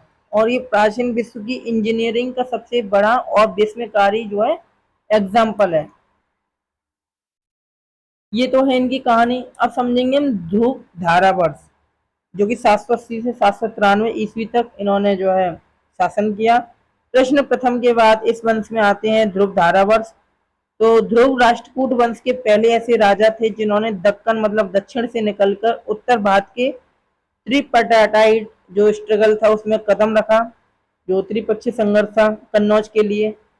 तो इन्होंने उत्तर भारत पर ऐसा भीषण आक्रमण किया कि प्रतिहार राजा जो बत्सराज थे और पाल राजा जो धर्मपाल थे, दोनों को एक के बाद एक करारी शिकस्त दी। तो ये इस प्रकार से एक महान शासक थे राष्ट्रकूट राजवंश के।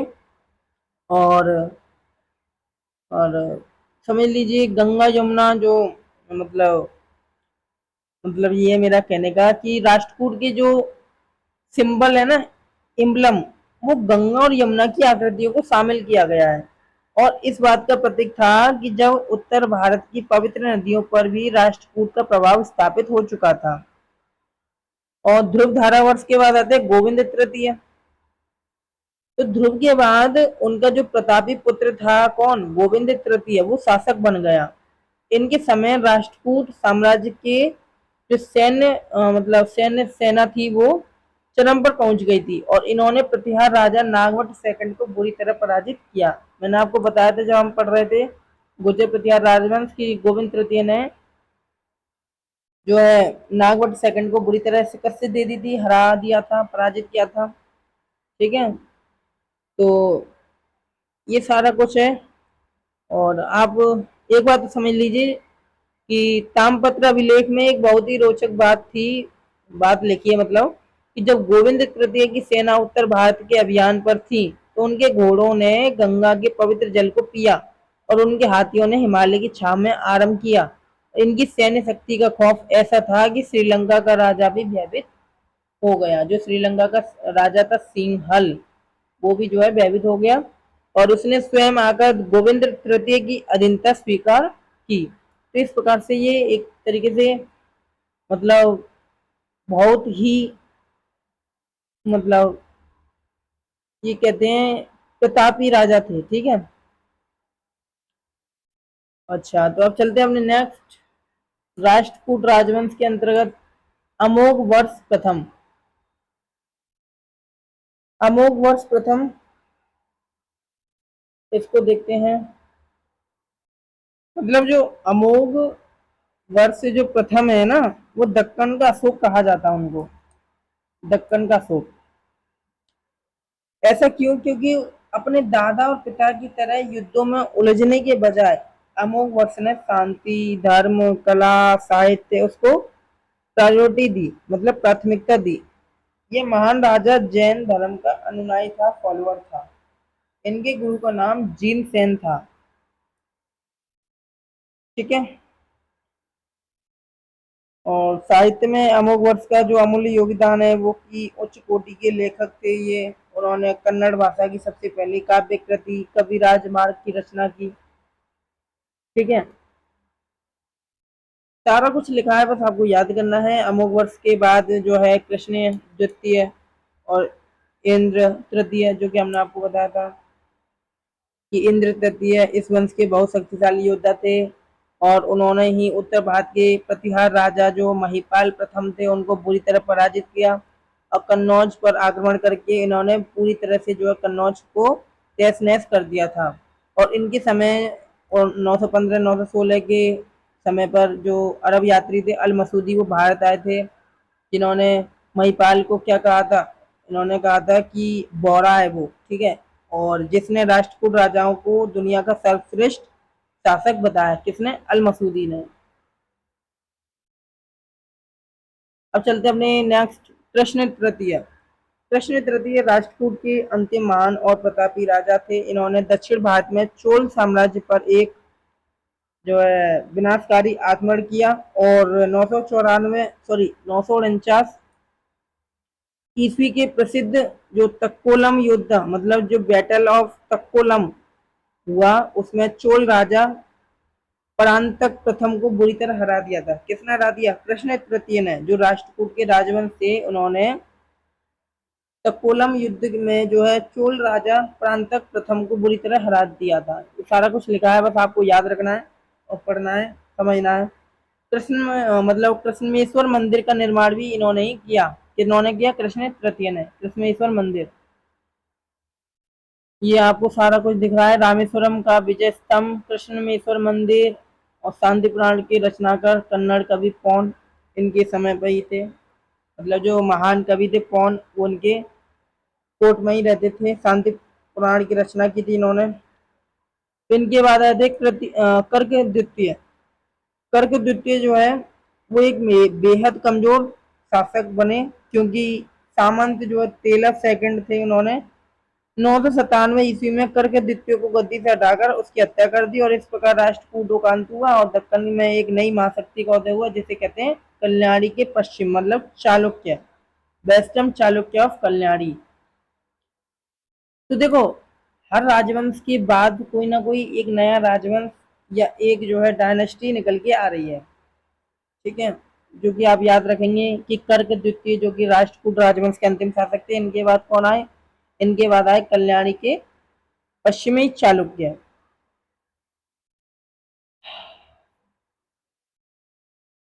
अब समझेंगे हम सुदूर दक्षिण का शाही चोल साम्राज्य।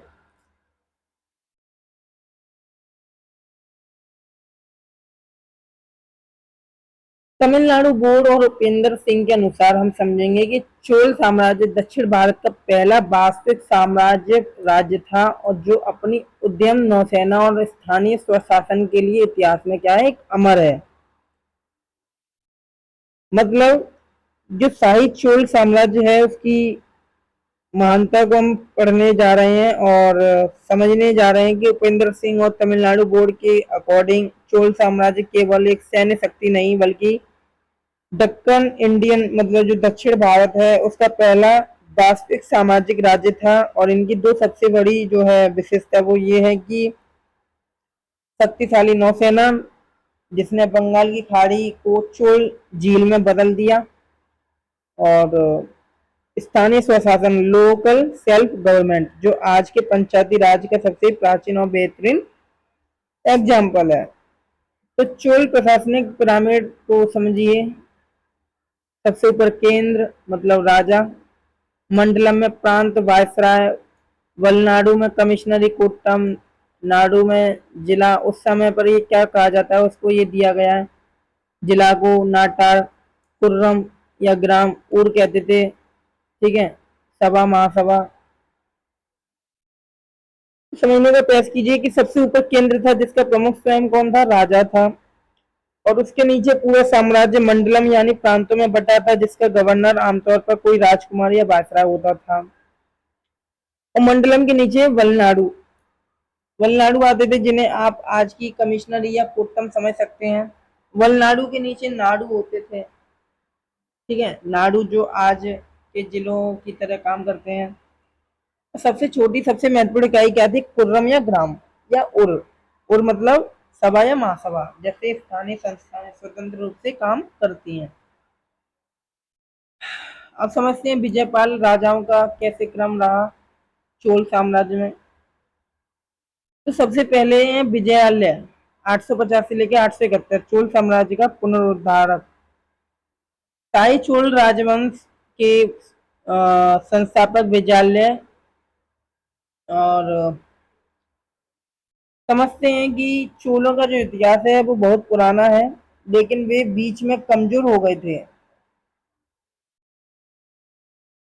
9वीं शताब्दी में विजयालय ने पल्लवों के सामंत के रूप में शुरुआत की।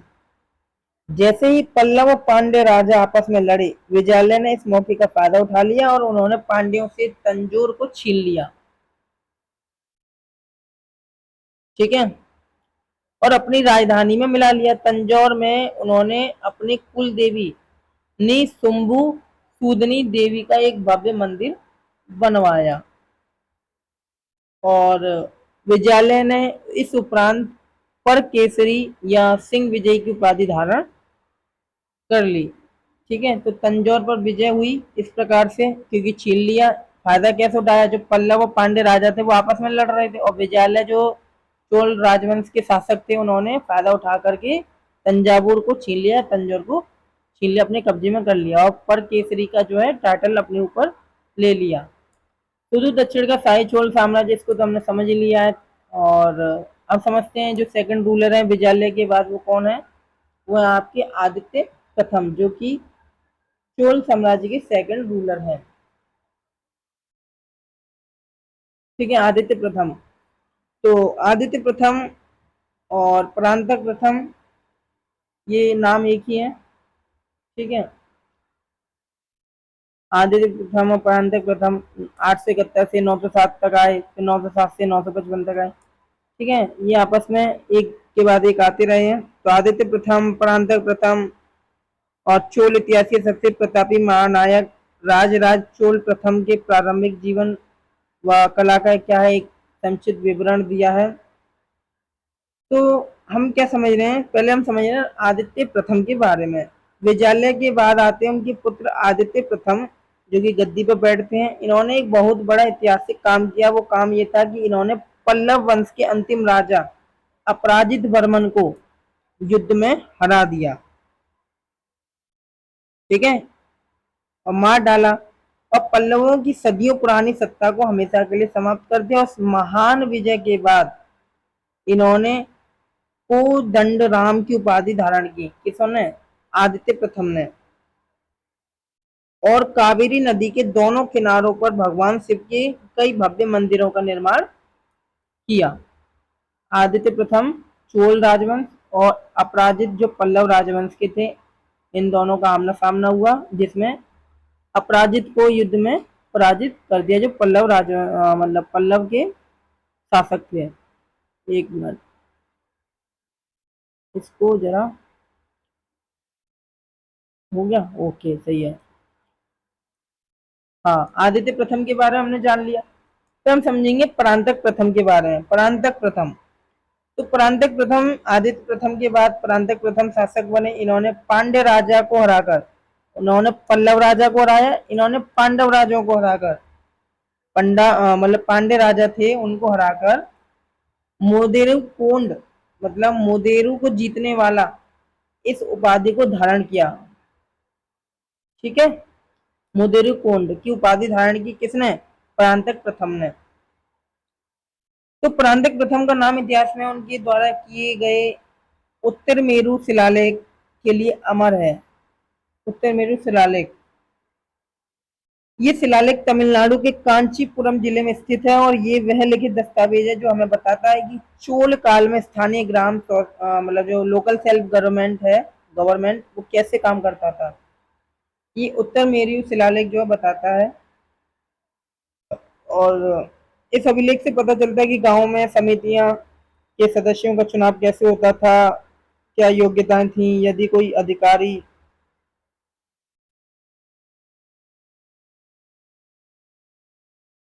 मतलब जो अधिकारी है,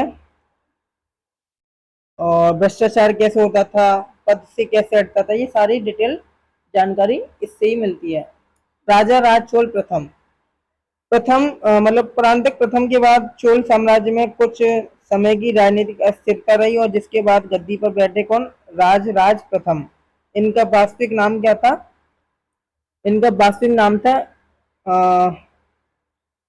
नाम अजीब है, अरुमोली वर्मन। अरुमोली वर्मन, ठीक है।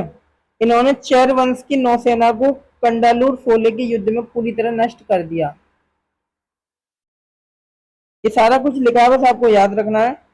और श्रीलंका को जीतकर उसे चोल साम्राज्य का एक नया प्रांत बना दिया, वहां मुमडी चोल मंडलम की स्थापना की। ठीक है, ये सारा कुछ लिखा है। और अपने साम्राज्य की आर्थिक स्थिति को मजबूत करने के लिए इन्होंने पूरे चोल साम्राज्य में व्यापक भूमि सर्वेक्षण जो है सर्वेक्षण करवाया, ताकि जो टैक्स सिस्टम है उसको न्यायसंगत रूप से संचालित किया जा सके।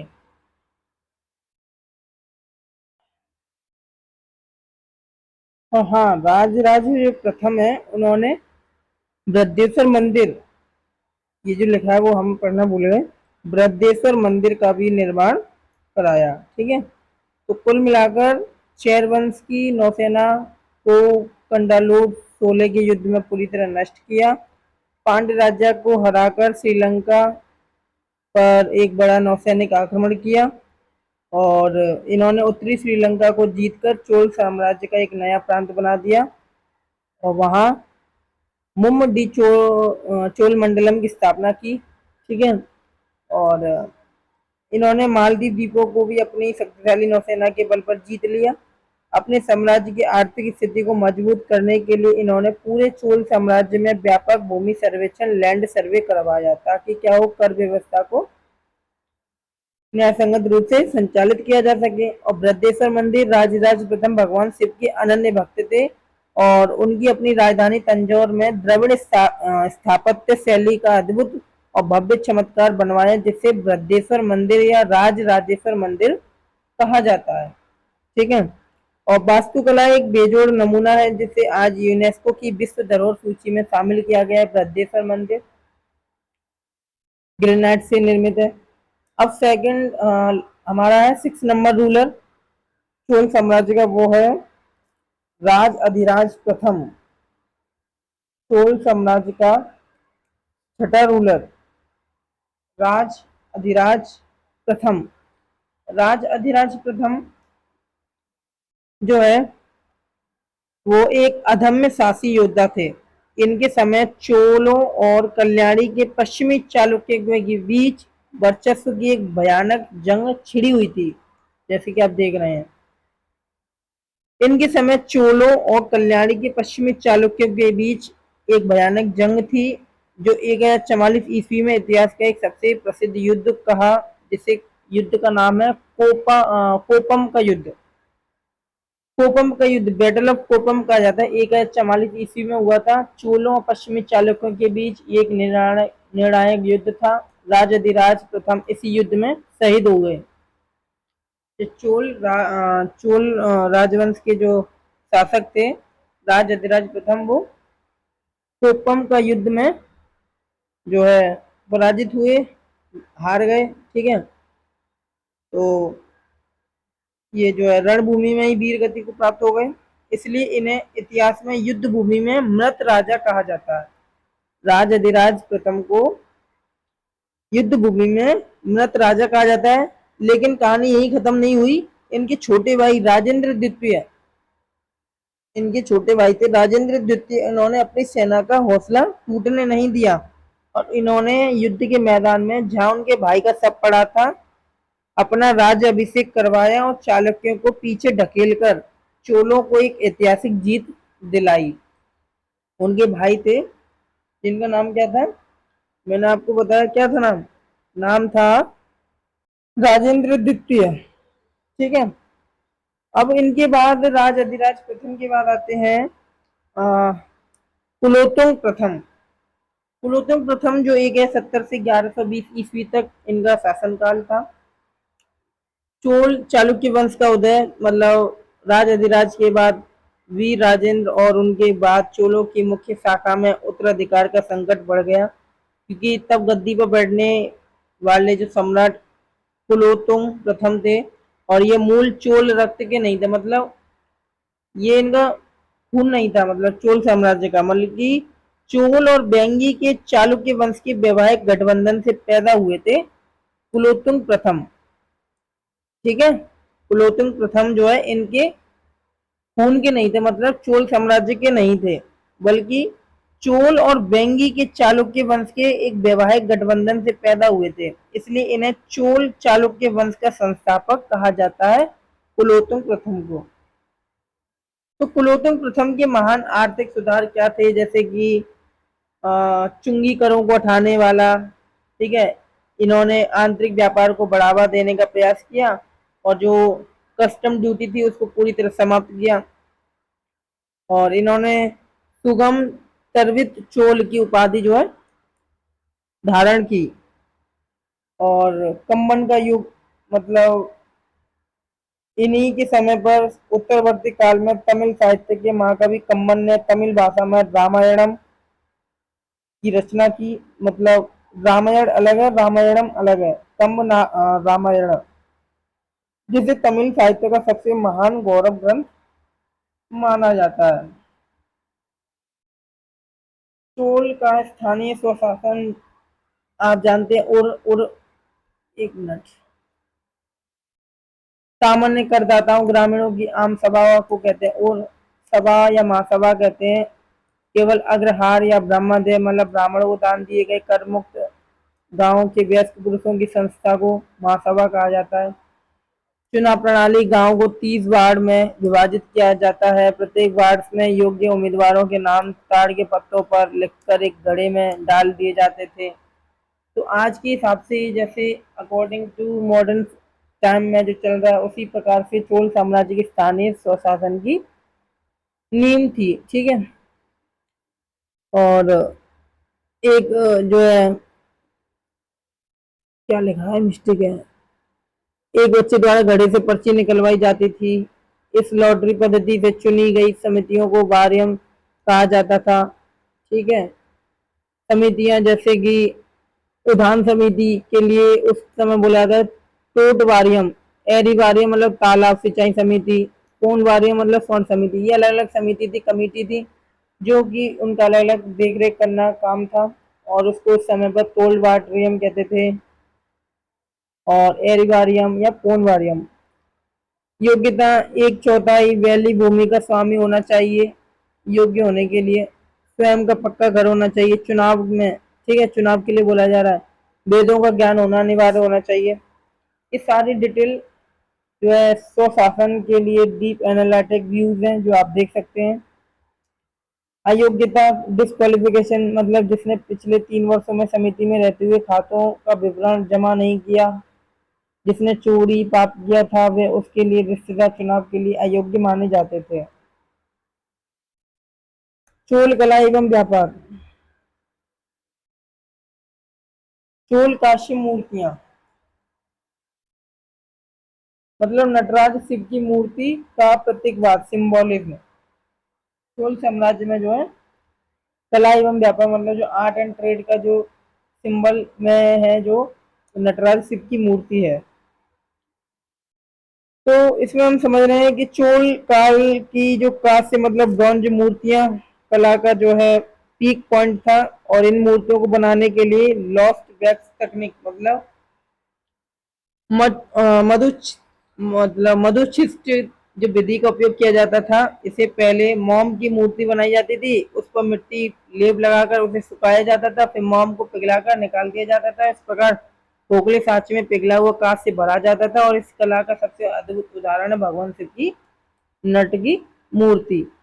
ठीक है, तो ये सब कुछ, और इस कला का सबसे महत्वपूर्ण यही है उदाहरण। दाहिनी ऊपरी हाथ जिसमें डमरू है जो सृष्टि के निर्माण और समय ध्वनि का प्रतीक है, बाया ऊपरी हाथ जो अग्नि है ना, जो विनाश और रूपांतरण का प्रतीक है जो आप देख रहे हैं। दाहिना हाथ जो पिछला हाथ अभय मुद्रा में है, जो भक्तों को सुरक्षा अभय और आशीर्वाद प्रदान दे रहा है। दाहिना निचला हाथ जो अभय मुद्रा में, जो मैंने आपको बता दिया। बाया निचला हाथ जो कि पैर की तरफ इशारा करता है, ठीक है, और ये नीचे उठे हुए पैर की तरफ जो इशारा कर रहा है, जो मोक्ष या मुक्ति के मार्ग को दर्शाता है। और प्रभा मंडल मतलब जो मूर्ति के चारों ओर बनी हुई अग्नि के लपेटों का घेरा जो है उसे प्रभा मंडल कहा जाता है। ठीक है, इसको चोल काल की शक्तिशाली व्यापारिक गिल्ड, मर्चेंट गिल्ड। चोलों की समृद्धि का असली राज उनकी नौसेना के साथ साथ उनके व्यापारिक संगठन यानी गिल्ड में थी। ये आज के समय चैम्बर ऑफ कॉमर्स या बहुराष्ट्रीय कंपनी जैसे एमएनसी की तरह स्वायत्त संस्थाएं थी, जिनके पास अपनी खुद की सेना होती थी। ठीक है, और व्यापारिक गिल्ड जैसे मणिग्रामन, ये गिल्ड मुख्यतः व्यापारिक गतिविधियों और दूरस्थ व्यापार में सक्रिय था। अयोवोल 500 ये सबसे शक्तिशाली व्यापक गिल्ड था, जिसे देश निकासी व्यापार कहते थे। ठीक है, मतलब ये चोल काल का सबसे शक्तिशाली और विशाल अंतरराष्ट्रीय व्यापारिक गिल्ड था। देशांतरासी या नाना देशी भी कहा जाता था इसको, क्योंकि इनका व्यापार भारत की सीमाओं को लांघकर सुमात्रा जावा चीन तक फैला हुआ था। ठीक है, तो इस प्रकार से जो गिल्ड मिलता था। और अर्जुमंड वर्णम अंजू वर्णम ये एक बहुत ही अनोखा गिल्ड था। ठीक है, इसमें मुख्य रूप से विदेशी मूल के व्यापारिक शामिल थे, जैसे पश्चिम एशिया के मुस्लिम, यहूदी, ईसाई, पारसी। ठीक है, और ये सब चीज है। मतलब चोल साम्राज्य आर्थिक रूप से कितना सैन्य और वैश्विक था, ये इसका प्रमाण है व्यापारिक गिल्ड। ठीक है, ये चोल साम्राज्य यहाँ से अरब देश, अफ्रीका, चीन, सुमात्रा, जावा इस तरफ से व्यापार होता था। और उस समय पर ये व्यापारिक गिल्ड दिए जाते थे, जैसे आज एमएनसी कंपनियां हैं। राजपूत सैन्य अन्य क्षेत्रीय राजवंश के बारे में समझ लीजिए। जेजाक बुनेत के चंदेल मतलब बुंदेलखंड, मतलब जो मध्यकालीन भारत के एक ऐसे गौरवशाली राजवंश की शुरुआत कर रहे हैं हम। राजपूत सैन्य व अन्य क्षेत्रीय राजवंश मतलब जिससे आज भी बुंदेलखंड की जो हवा है वो उससे गूंजती है। मतलब हम बात कर रहे हैं किसकी, जेजाक भुक्ति के चंदेल राजवंश की।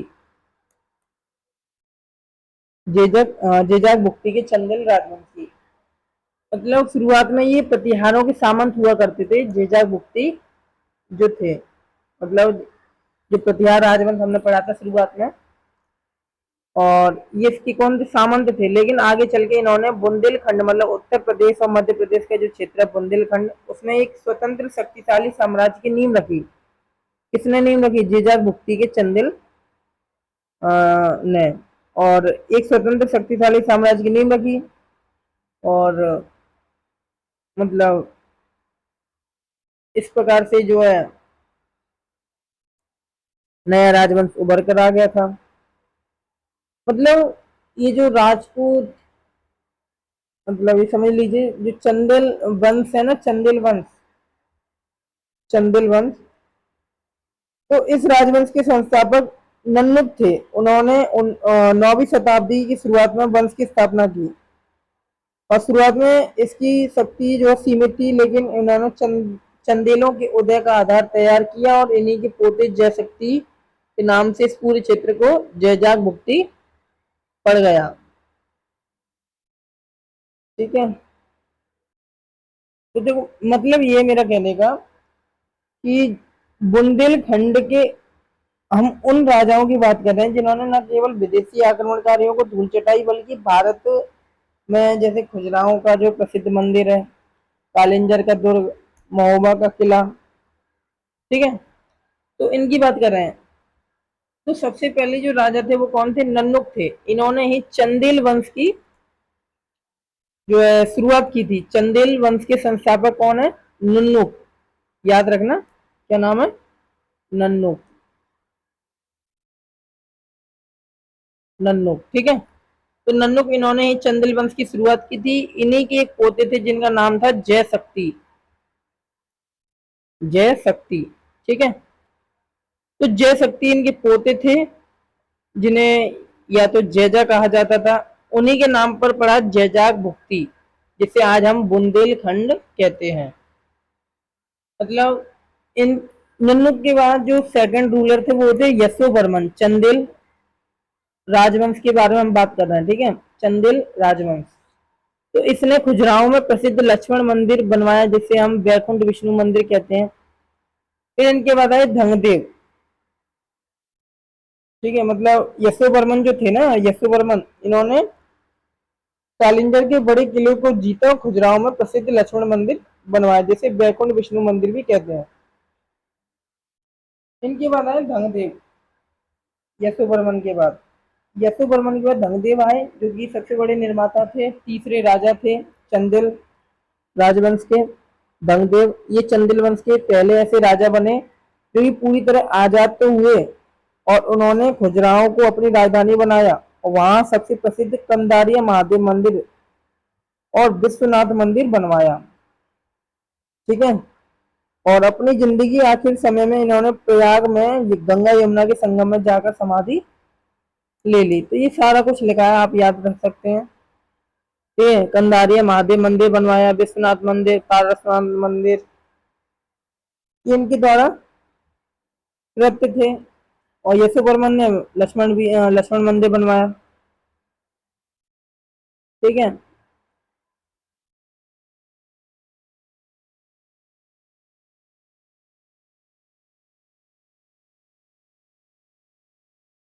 और नन्नुक जो थे, इन्होंने खजुराहो का मंदिर, कालिंजर का दुर्ग और महुआ का किला बनवाया। अब धंगदेव की बात आते हैं विद्याधर, जो चंदेल वंश का सबसे शक्तिशाली शासक था। इन्होंने मोहम्मद गजनी के आक्रमण का सफलतापूर्वक प्रतिरोध किया। मतलब मोहम्मद गजनी को हरा नहीं पाया। विद्याधर ने गजनी का डटकर सामना किया, अपनी मातृभूमि की रक्षा की। इन्होंने कंदारिया महादेव मंदिर का पूरा काम करवाया था, ठीक है, जो कि धनदेव ने निर्माण का कार्य शुरू किया। अच्छा, विद्याधर के बाद आते हैं परमदेव देव आला ओदल की कहानी। मतलब इस वंश के आखिरी बड़े राजा थे परमदीदेव। इन्होंने ही राजा, इनको ही राजा परमाल भी कहते हैं, राजा परमाल, ठीक है, राजा परमाल। तो इनके दरबार में एक कवि थे जगनिक, जिन्होंने आलाखंड नामक किताब लिखी। आलाखंड, ठीक है, आलाखंड। इनके दरबारी थे जनिक। और आला और उदल की वीरता की कहानी, जिन्होंने देश के लिए लड़ते हुए अपनी जान दे दी। ठीक है, ये दो महोबा के दो सगे भाई थे, इस किताब में वर्णन है। और खजुराहो के मंदिर का निर्माण किसने करवाया, ये आपको पता होना चाहिए। चंदेल राजाओं ने, मुख्यतः धंगदेव और यशोवर्मन ने। धंगदेव और यशोवर्मन ने, ठीक है, इन दोनों का एक विशेष योगदान था, धंगदेव और यशोवर्मन। और ये मंदिर किस शैली में है, नागर शैली में है, जो ऊंचे चबूतरे पर बना है। ठीक है, महमूद गजनी को किसने रोका, ये आपको याद होना चाहिए, विद्याधर ने, क्योंकि इन्होंने ही सफलतापूर्वक प्रतिरोध किया था। अब चलते हैं नेक्स्ट, स्थापना।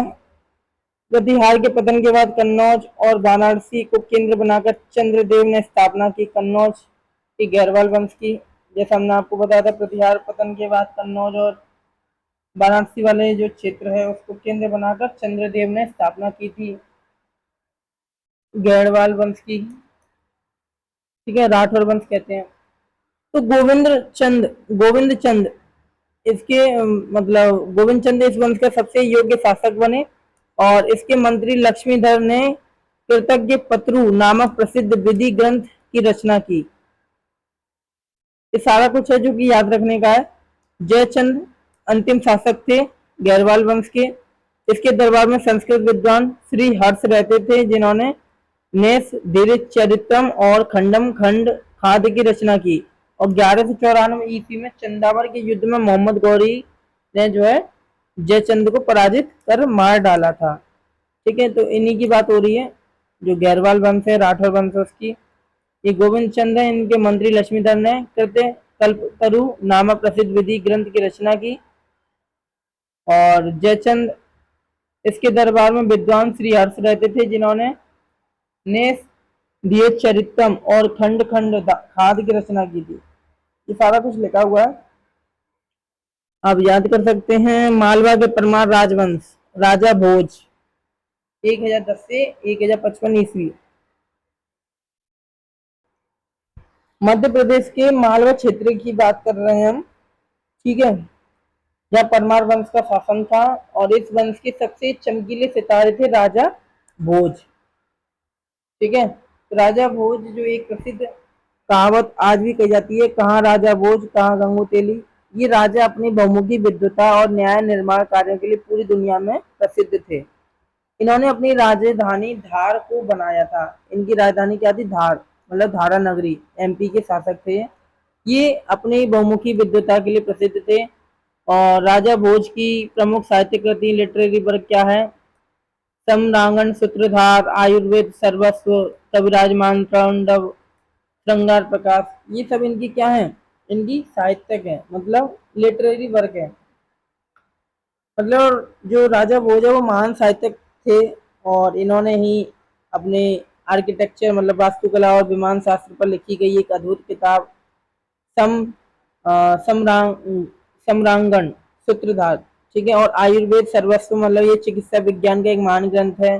कविराज मातरंडम, ये जो है व्याकरण पर आधारित पुस्तक है। और श्रृंगार प्रकाश जो कि काव्य शास्त्र और साहित्य के बेजोड़ ग्रंथ हैं। चलते हैं नेक्स्ट स्लाइड की तरफ। दिल्ली की तैमूर तोमर, एक मिनट, स्लाइड आगे पीछे क्यों हो रही है। दिल्ली के तोमर,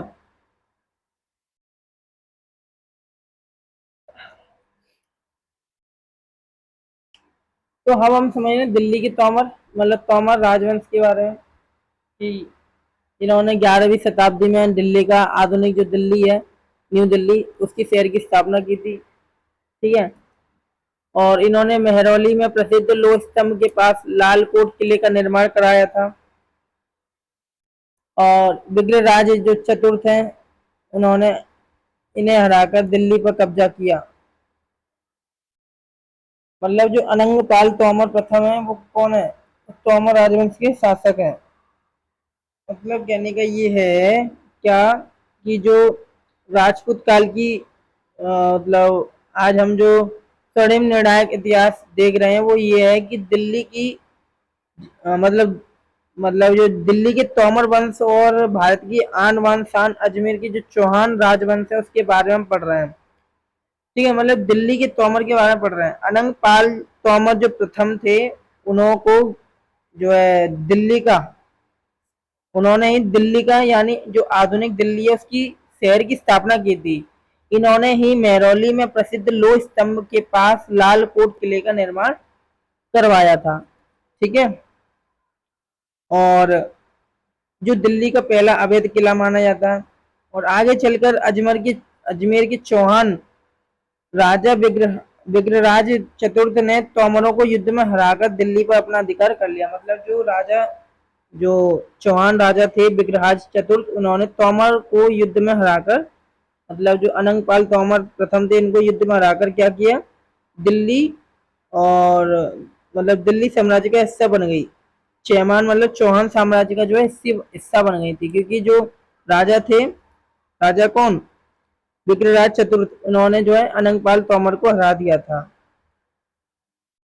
और इस प्रकार से जो है जो दिल्ली थी वो चैमान या फिर चौहान साम्राज्य का हिस्सा बन गई। और सांकंबरी और अजमेर के चौहान, ये देखो अलग अलग स्थान के अलग अलग जो है राजवंश छोटे छोटे हैं। चौहान वंश की शुरुआत राजस्थान के सांबर क्षेत्र से हुई थी। चौहान वंश की जो शुरुआत है वो कहाँ से हुई है, अजमेर शहर की स्थापना इसने अपनी राजधानी बनाई। कुल मिलाकर ये है कि चौहान वंश की जो शुरुआत है वो राजस्थान के सांबर मतलब साकम्बरी क्षेत्र से हुई है। लेकिन इस वंश को नई ऊंचाइयों पर ले जाने वाले तीन बड़े राजा थे। एक तो अजयराज चौहान, मतलब इन्होंने पहाड़ों के बीच एक सुरक्षित अजय मेरू मतलब जो आधुनिक अजमेर शहर की स्थापना है वो की थी अजयराज चौहान ने। और इन्हीं की एक संस्कृत भाषा में एक प्रसिद्ध नाटक है हरिकेली। ठीक है, अजयराज प्रथम की सॉरी अजयराज चौहान जो है उनकी प्रसिद्ध कृति है,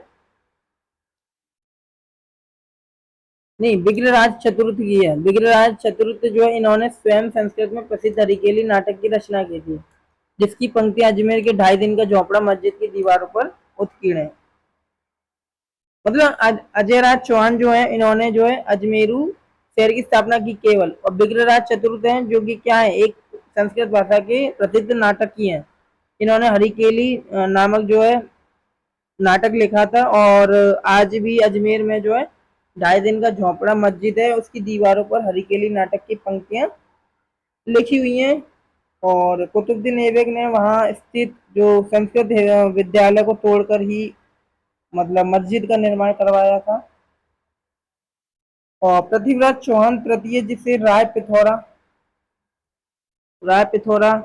मतलब पृथ्वीराज चौहान तृतीय को कहा जाता है, इतिहास में राय पिथौरा भी कहा जाता है इनको। इनके जीवन की 3 बहुत बड़ी घटनाएं थी। महोबा का युद्ध, ठीक है, तराइन का प्रथम युद्ध मोहम्मद गौरी के साथ, जिसमें मोहम्मद गौरी को बुरी तरह हरा दिया था इन्होंने। तराइन का दूसरा युद्ध में ये स्वयं हार गए। ठीक है, और इस प्रकार मुस्लिम सत्ता की नींव पड़ गई। तो ये था किस प्रकार से तोमर राजवंश की स्थापना हुई। और अनंगपाल तोमर प्रथम थे जिन्होंने दिल्ली की स्थापना की और वहां पर लाल कोट का निर्माण कराया। अब विग्रहराज चतुर्थ थे जिन्होंने जो है अनंगपाल तोमर प्रथम को हरा करके दिल्ली पर कब्जा किया। ठीक है, ये जो चौहान राजवंश के थे, ठीक है, विग्रहराज चतुर्थ। और चौहान राजवंश नहीं है अजमेर के चौहान अजयराज चौहान ये प्रथम है, इन्होंने अजमेर शहर की स्थापना की। तो चौहान कहाँ के थे, अजमेर के थे। तोमर दिल्ली के थे। ठीक है, और चौहान में सबसे पहले शासक थे अजयराज चौहान जिन्होंने अजमेर शहर की स्थापना की। फिर थे विग्रहराज चतुर्थ जिन्होंने अनंगपाल तोमर प्रथम को, जो तोमर राजवंश के थे, इनको हरा करके दिल्ली अपने कब्जे में किया। और ये कहाँ के रहने वाले थे, ये अजमेर के थे। और अजमेर में जो है 2.5 दिन का झोपड़ा, वहां पर इन्होंने अपनी हरिकेली नामक जो नाटक है उसको रेखांकित करते हुए, ठीक है, 2.5 दिन के झोपड़े में मतलब जो दीवार पर लिखा है। और मोहम्मद गौरी ने इस मस्जिद की दीवारों पर मस्जिद जो है मोहम्मद गौरी ने जो है क्या किया था, मोहम्मद गौरी ने जो है sorry sorry sorry sorry Qutbuddin Aibak ने संस्कृत विद्यालय को तोड़कर जो बनवाया था, वहां पर मस्जिद का निर्माण करवाया था। ठीक है, थोड़ा बहुत मिस्टेक हो जाती है, कोई बात नहीं। तराइन का युद्ध प्रथम इन्हीं के शासनकाल में हुआ था। पृथ्वीराज चौहान तृतीय, जिन्हें राय पिथौरा कहा जाता है। ठीक है, ये आपको याद रखना है। अब गुजरात के चालुक्य, देखो दिल्ली के तोमर, अजमेर के चौहान और गुजरात के चालुक्य मतलब सोलंकी राजवंश। तो गुजरात के चालुक्य सोलंकी राजवंश के प्रथम शासक हैं भीम प्रथम। 1022 से 1064 ईस्वी, 1026 ईस्वी में महमूद गजनी ने सोमनाथ मंदिर पर आक्रमण किया और इसके सामंत बिमल शाह ने माउंट आबू में संगमरमर का दिलवाला जैन मंदिर बनवाया था। ठीक है, और भीम प्रथम की पत्नी रानी उदयमती ने पाटन में विश्व प्रसिद्ध रानी की बाव यूनेस्को साइट बाबरी बनवाई। इन्हीं की पत्नी थी रानी उदयमती, इन्होंने ही रानी की बाव का निर्माण करवाया पटना में, जो सॉरी पाटन, रानी की बाव पाटन यूनेस्को साइट है। दिलवाड़ा मंदिर भीम उन्होंने बनवाया था, विमल शाह ने। और सोमनाथ मंदिर जो प्रवास पाटन है, जो कि महमूद गजनी ने जो सोमनाथ मंदिर पर आक्रमण किया था 1026 ईस्वी में। तो कुल मिलाकर यही है, मतलब जो सोलंकी राजा थे वो न केवल भारत को स्थापत्य कला के बेजोड़ अजूबे दिए, बल्कि विदेशी आक्रांताओं के अहंकार को भी युद्ध में मटियामेट कर दिया। मतलब इस वंश के दो सबसे महत्वपूर्ण राजा थे, भीम प्रथम और भीम सेकंड। तो भीम प्रथम जो कि शासनकाल बहुत ही उथल पुथल रहा, मतलब जो 1026 से लेकर शुरू हुआ था, और मोहम्मद गजनी जो है बाद में गौरव ना मतलब गौरवशाली सोमनाथ मंदिर पर इन्होंने आक्रमण किया और लूट कर आंशिक रूप से नष्ट कर दिया था। तो भीम प्रथम ने हार नहीं मानी। गजनी के जाने के बाद इन्होंने सोमनाथ मंदिर का पत्थरों से भव्य पुनर्निर्माण करवाया, इन्होंने ही भीम प्रथम ने।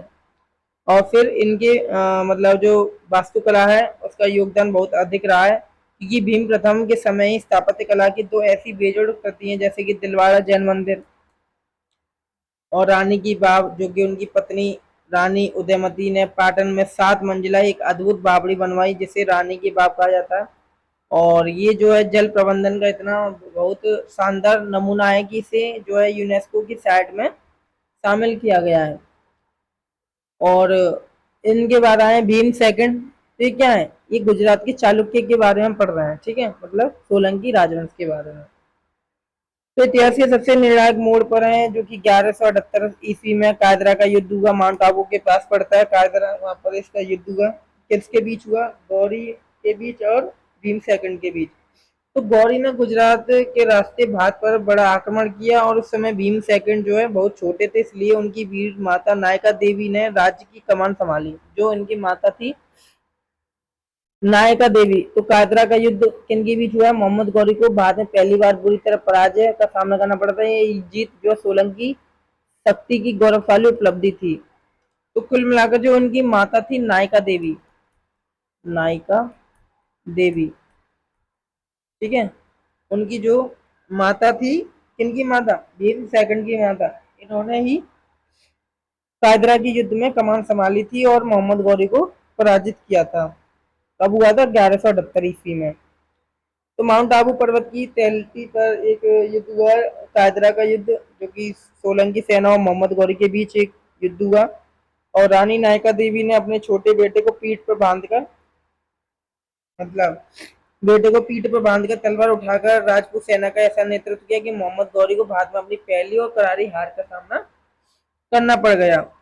और गौरी की सेना गाजर मूली की तरह काट दी गई और गौरी को अपनी जान बचाकर युद्ध में मैदान से भाग कर खड़ा होना पड़ा। और ये सोलंकी राजवंश की सैन्य क्षमता की सबसे गौरवशाली युद्ध माना जाता है। ठीक है, बंगाल का सैन्य राजवंश, देखो हमने आपको बताया था ना कि 3 राजवंश सबसे महत्वपूर्ण थे, चोल, सॉरी गुर्जर प्रतिहारा, गुर्जर प्रतिहारा, और फिर हमने देखा कि पाल राजवंश, फिर हमने देखा कि राष्ट्रकूट राजवंश। तो इन्हीं में से ये निकले थे कि चालुक्य थे, सेन राजवंश से, है ना। तो ये हम पढ़ रहे हैं डिटेल्ड में। और अब पढ़ रहे हैं बंगाल के सेन राजवंश के बारे में।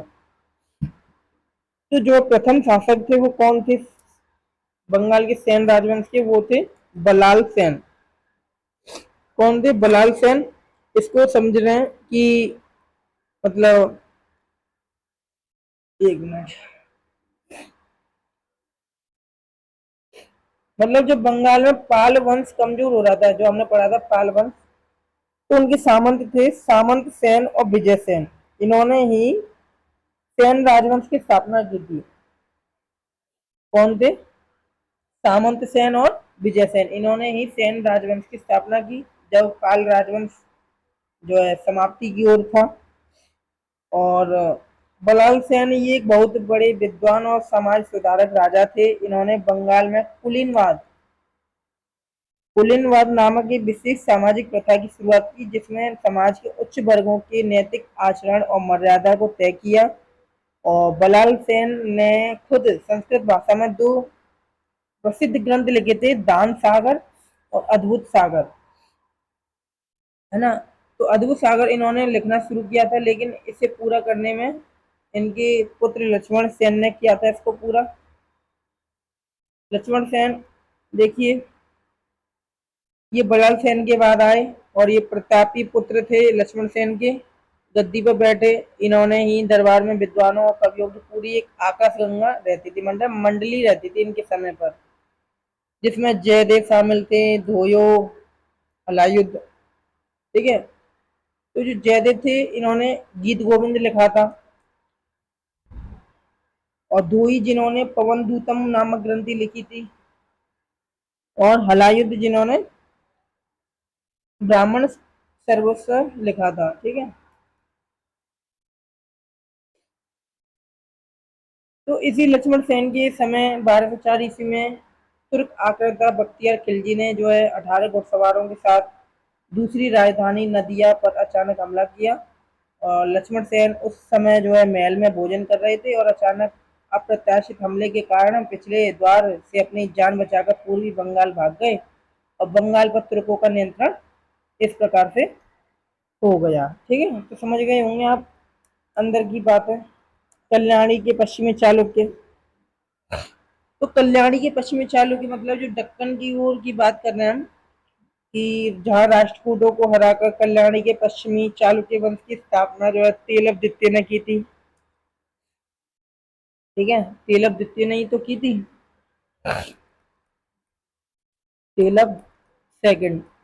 इन्होंने ही जो है जो पश्चिमी चालुक्य की वंश की स्थापना की थी, और राष्ट्रकूट को हराकर। और इन्होंने ही सबसे प्रथम जो मतलब राष्ट्रकूटों को हरा करके तेलव द्वितीय ने ही जो है कल्याण के पश्चिमी चालुक्य की स्थापना की। और सोमेश्वर प्रथम, इनके समय चोल राजाओं के साथ इनका भयंकर संघर्ष चल रहा था।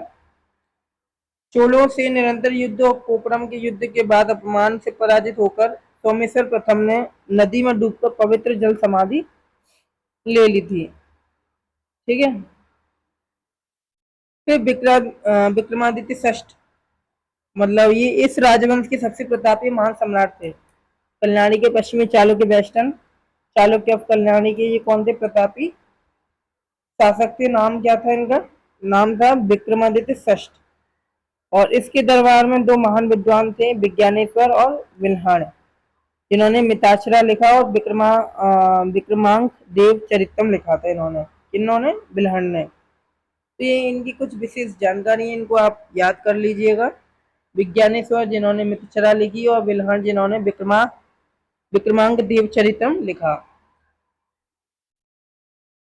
मंदिर वास्तुकला और निर्माण को देख लेते हैं, ठीक है।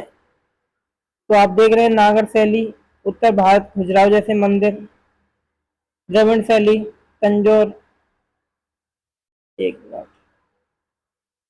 बैसर शैली, दक्कन, हॉलीवुड, तो शिखर की बनावट वृत्ताकार रेखा प्रसाद शिखर जो ऊपर के एक बिंदु पर मिलता है।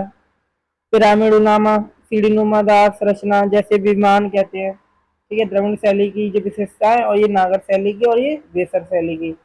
नागर और द्रविड़ का मिश्रण होता है बेसर शैली में। इसका प्रवेश द्वार कैसा होता है? बड़ा प्रवेश द्वार नहीं होता है, जबकि इसमें क्या होता है? बहुमंजिला और अलंकृत प्रवेश द्वार और गोपुरम कहते हैं जिसको।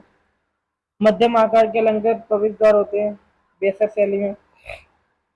मंदिर परिषद के भीतर जो जलाशय नहीं होता है इसमें, और इसमें क्या होता है? जलाशय होता है। ठीक है, इसमें कुंड कुंड होते हैं, मतलब कलात्मक रूप से कुंड कुंड होते हैं। बाहरी दीवारों पर कामुक, इरोटिक्स और सांसारिक जीवन की मूर्तियों की प्रधानता मिलती है, जैसे कि खुजराओं की कामुक मूर्तियां है ना, वृत्ताकार नागर शिखर में जो ऊपर की तरफ मूर्ति के द्वार पर द्वारपालों की विशाल मूर्तियां होती हैं, ये होती है द्रविड़ शैली की मुख्य विशेषता। मंदिरों पर तालाब होता है, और जो हेलवीडू है उसमें सॉफ्टस्टोन मतलब सॉफ्टस्टोन पर की गई दुनिया की सबसे सूक्ष्म पच्ची कारी होती हैं, महीन बिल्कुल। तो ये थी हमारी A to Z complete detailed. हमने पढ़ा कि अर्ली मेडिवल हिस्ट्री के बारे में। देखो अभी तो हमने डीप अंडरस्टैंडिंग नहीं की है, अभी तो हमने बेस क्लियर किया है। हम हर डायनेस्टी के लिए एक एक अलग स्पेसिफिक क्लास लाएंगे, उसके लिए हम डिटेल्ड एक्सप्लेन करेंगे। लेकिन अभी हमने बेसिक सीखा है कि कैसे तुर्कों का आगमन हुआ। उनका कारण यही था कि जो आंतरिक जो हस्तक्षेप हो रहे थे, एक दूसरे के राजा के प्रति लड़ाई हो रही थी कन्नौज को लेकर के, और फिर इसके बाद जो छोटे छोटे राजवंश आए, तो इनको जो है देखते हुए फ़ायदा उठाया अरबों के आक्रमणकारियों ने, जैसे कि महमूद गजनी, महमूद गौरी। तो इसको हम क्रमशः पढ़ेंगे। ठीक है, आने वाले क्लास में तुर्क आक्रमण का प्रारंभिक परिदृश्य अब शुरू होता है यहाँ से। तो अभी तक हमने अर्ली मेडिवल हिस्ट्री देखा। ठीक है, और अर्ली मेडिवल हिस्ट्री का भी हमने बेस क्लियर किया है, ना कि कोई डीप पॉइंट। तो स्टार्ट करते हैं यहीं से।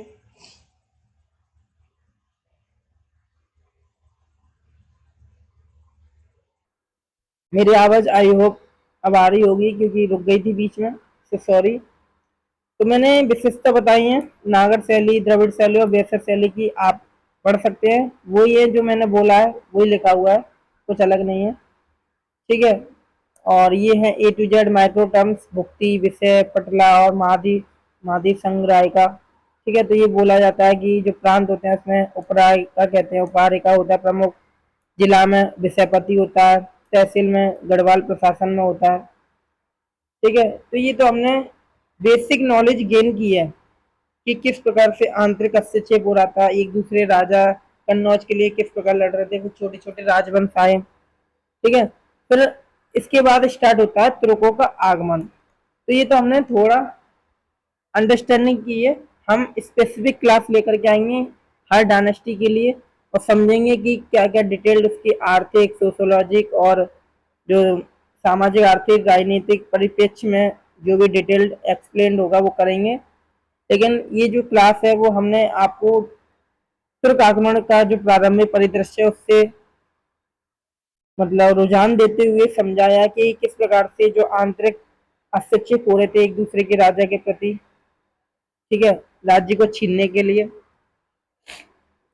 और कल की क्लास देखना ना भूलें। हम स्टार्ट करेंगे तुर्क आक्रमण का प्रारंभिक परिदृश्य।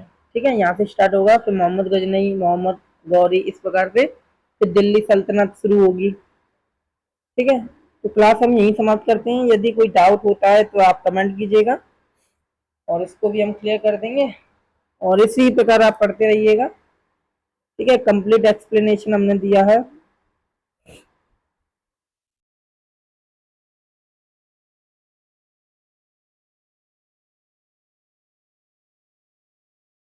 तो थैंक्स फॉर वॉचिंग, नमस्कार।